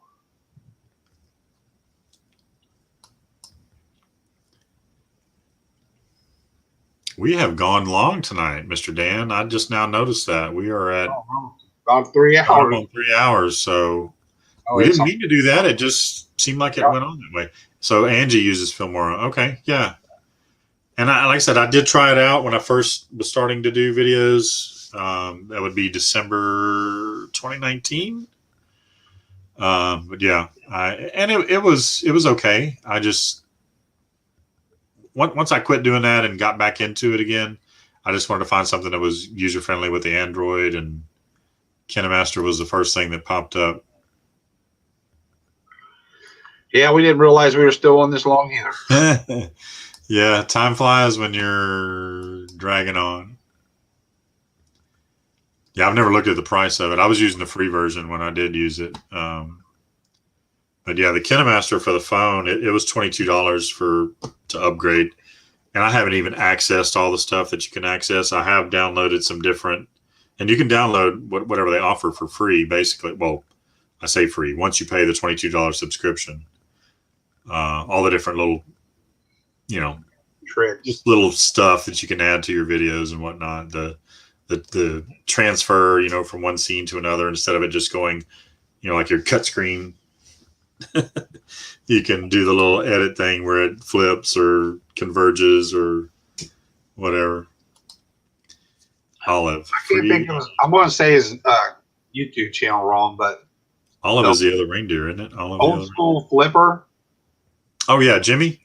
Yep, I said it right. Old School Flips, I think. Flips. Yeah, you know how he does, and then it's like he has the and then it goes to the next page. Right. So I want to learn how to do stuff like that. Who's that? Chuck, Backroad Bitter Chuck. He just started using some new software with that. His last video was like, "Who is Backroad Bitter Chuck?" He did it kind of like a news documentary type thing, but he was also testing out a new software. I forget what it was, but I can probably pull it up here in a minute. Video Leap. I haven't heard of that one. Me either. Daniel Batal. I'll have to look that one up.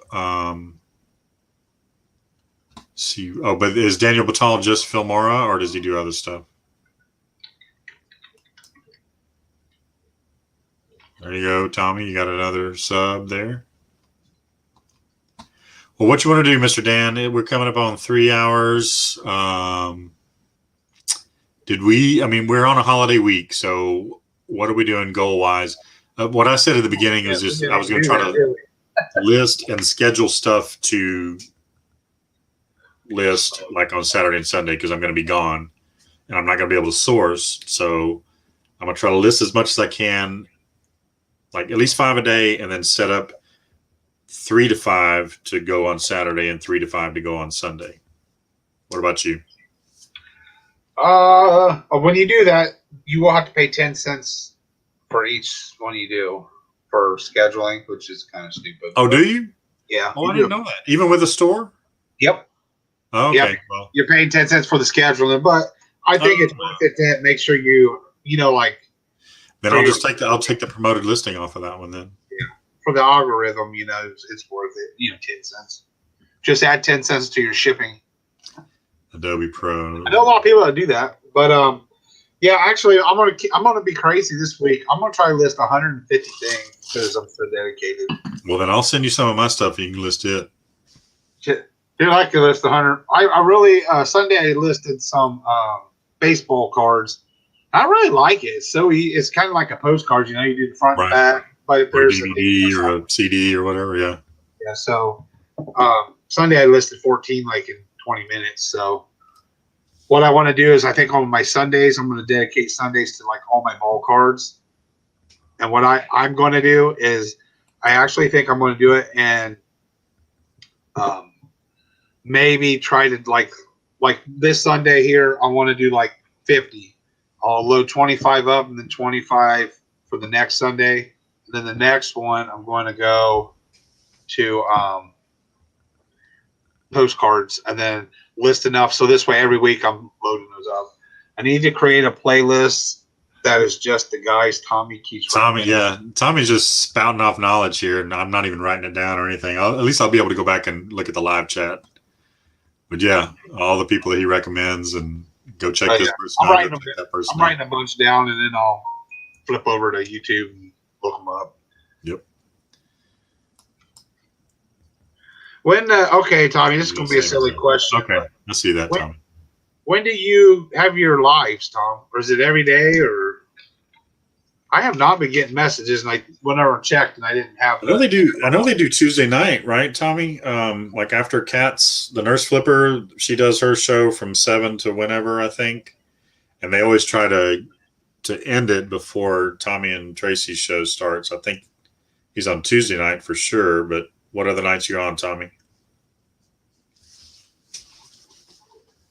I know they do something on the weekend every once in a while too, I think, like on a Friday night or Saturday night. Tuesday and Saturday. There we go, right there. Tuesday and Saturday, 10 p.m. Eastern. What is today, Monday?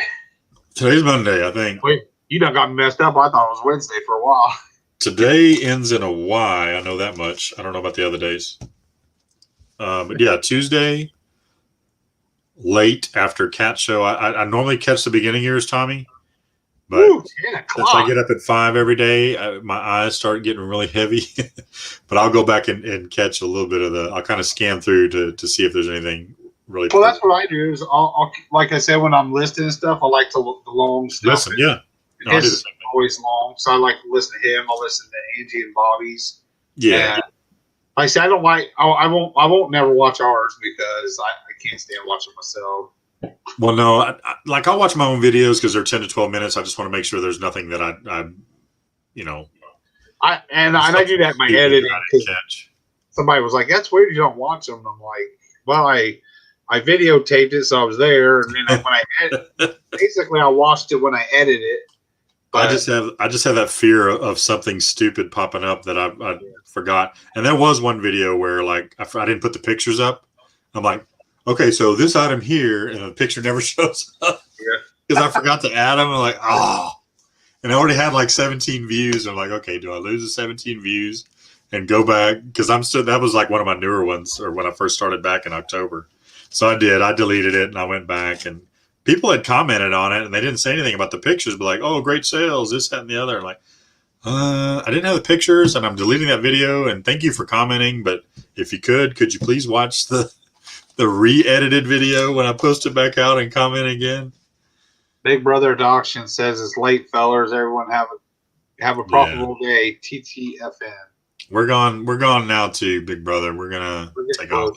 Oh, didn't mean you missed Pete. The interview was absolutely amazing. But on Thursdays, I'm definitely gonna be down to watch Tommy. Tuesdays is hard during the week because I get up so early. And are you starting your thing this Thursday, Danny? No, I gotta line up. I would like to line up the first 3 guests first, and then once I have that and everybody's okay, I'm pushing not for this Thursday, but next Thursday. But Angie or Jen sent me something, so if it was to come tomorrow or Wednesday, then I would probably see if she'll do it on Thursday, and then I'm just gonna start. I've got Jen on Wednesday, so I think Angie has her on Friday. I would want to do it on Thursday if it's possible with Jen. Yeah. But it just depends. She's sending me some stuff that I can open when she's opening her Yu-Gi-Oh! Her Pokemon, whatever it is.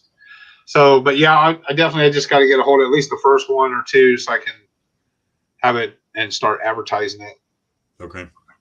But yeah. Right, well, let's go ahead and get to the end of this here. Next week we will be on Danny's channel. Episode number 5. Dang, I can't believe it. Will be on Danny's channel. That'll be April the 5th? You can say August. Yeah, August. Every time I made a video to talk about this, I had to stop the thing. Did I say April? Because I don't know, March just never stuck with me. It's one of those A months. Yeah. But yeah, so next week's on Danny's channel, April the 5th, 6 p.m. Central, 7 p.m. Eastern.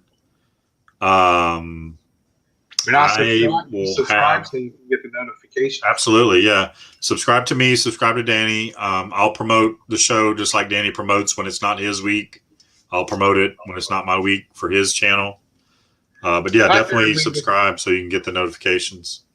I'm thinking when we get to like episode 10, we probably will just stop promoting it because by then we should have. Well, we'll still have we'll put the thumbnails out so that the people get the reminders and everything. But like when I do my Thursday night lives or my Thursday, that's what's up on Thursday nights. When I start that, then I'm going to always right at the beginning. Can you hear me? Yep. Can you hear me now? Yep. So on Thursday nights, I'll like. You just froze.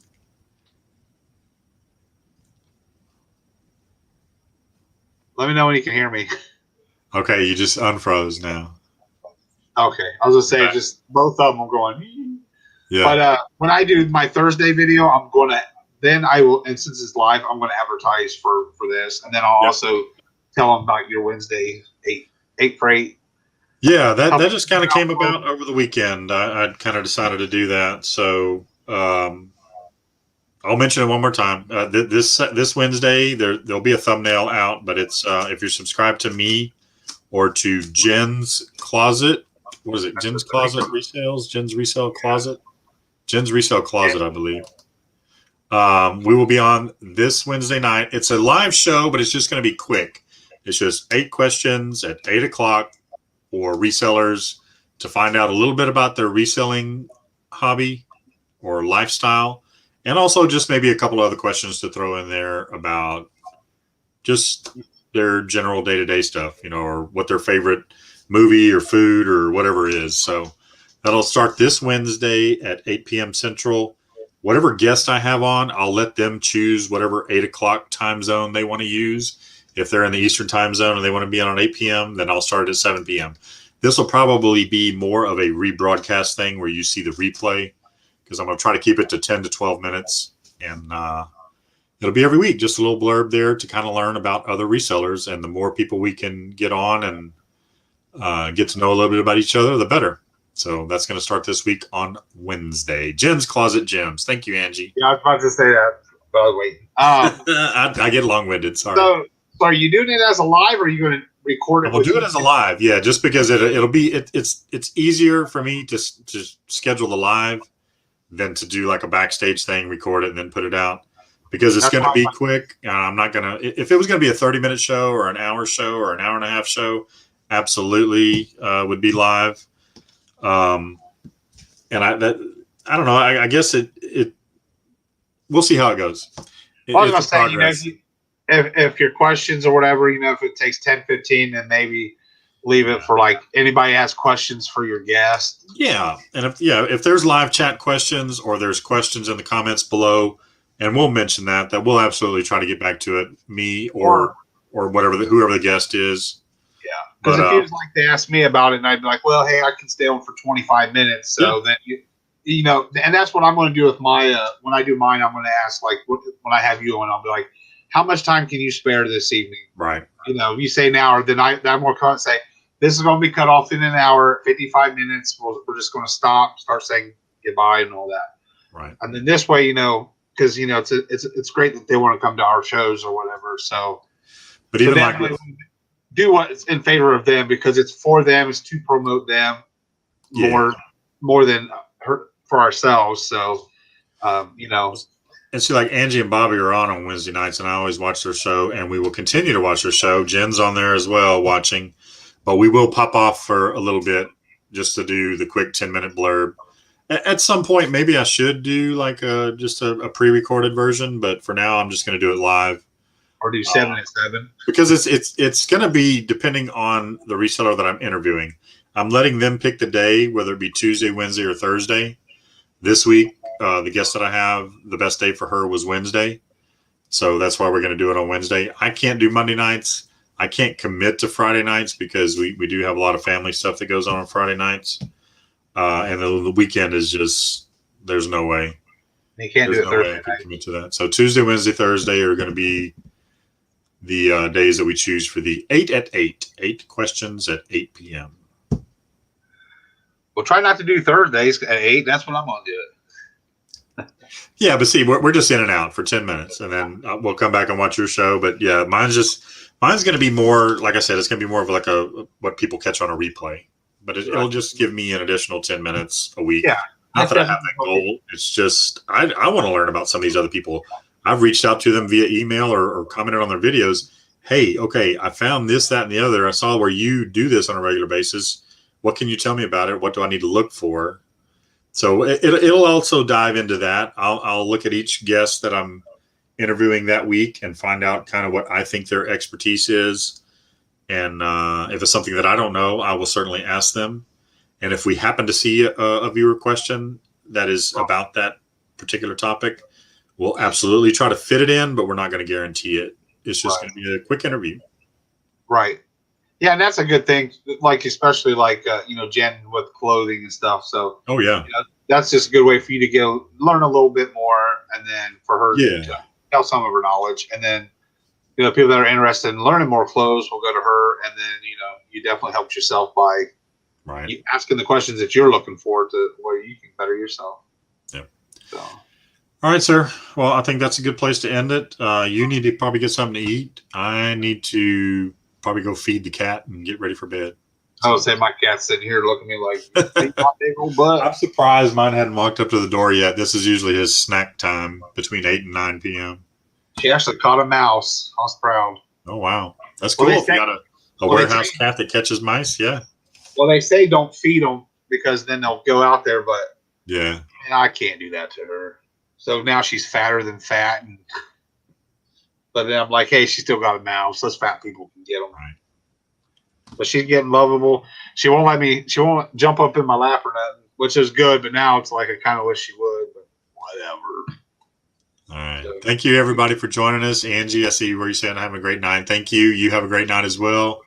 The rest of you also. And again, join us next Monday on Danny's channel, Pickwa Resellers, 6 p.m. Central, 7 p.m. Eastern. That's probably going to do it for me. Well, it's actually daylight. I was going to ask you. I saw you do that. I didn't know that you did that. That you're supposed to change it to like EDT. Yeah, like right now it's daylight time because we're on daylight savings time. So in November we go back to standard time. I was going to ask you. I'm glad you did that. See, I learned something tonight. There you go. It only took 3 hours and 12 minutes. Good night. Maggie, yeah, good Tommy, night. I'll pop in tomorrow on your live tomorrow, Tommy. Wednesday. Oh, yeah, Tommy. Yeah, I'm going to watch Tommy tomorrow, too. Can't say I can stay too long, but I'll at least stop in and ask some questions. Yep. So. All right. Well, have a good night, everybody. We're going to end it here, and we'll see you next Monday. That's right. Have a good night.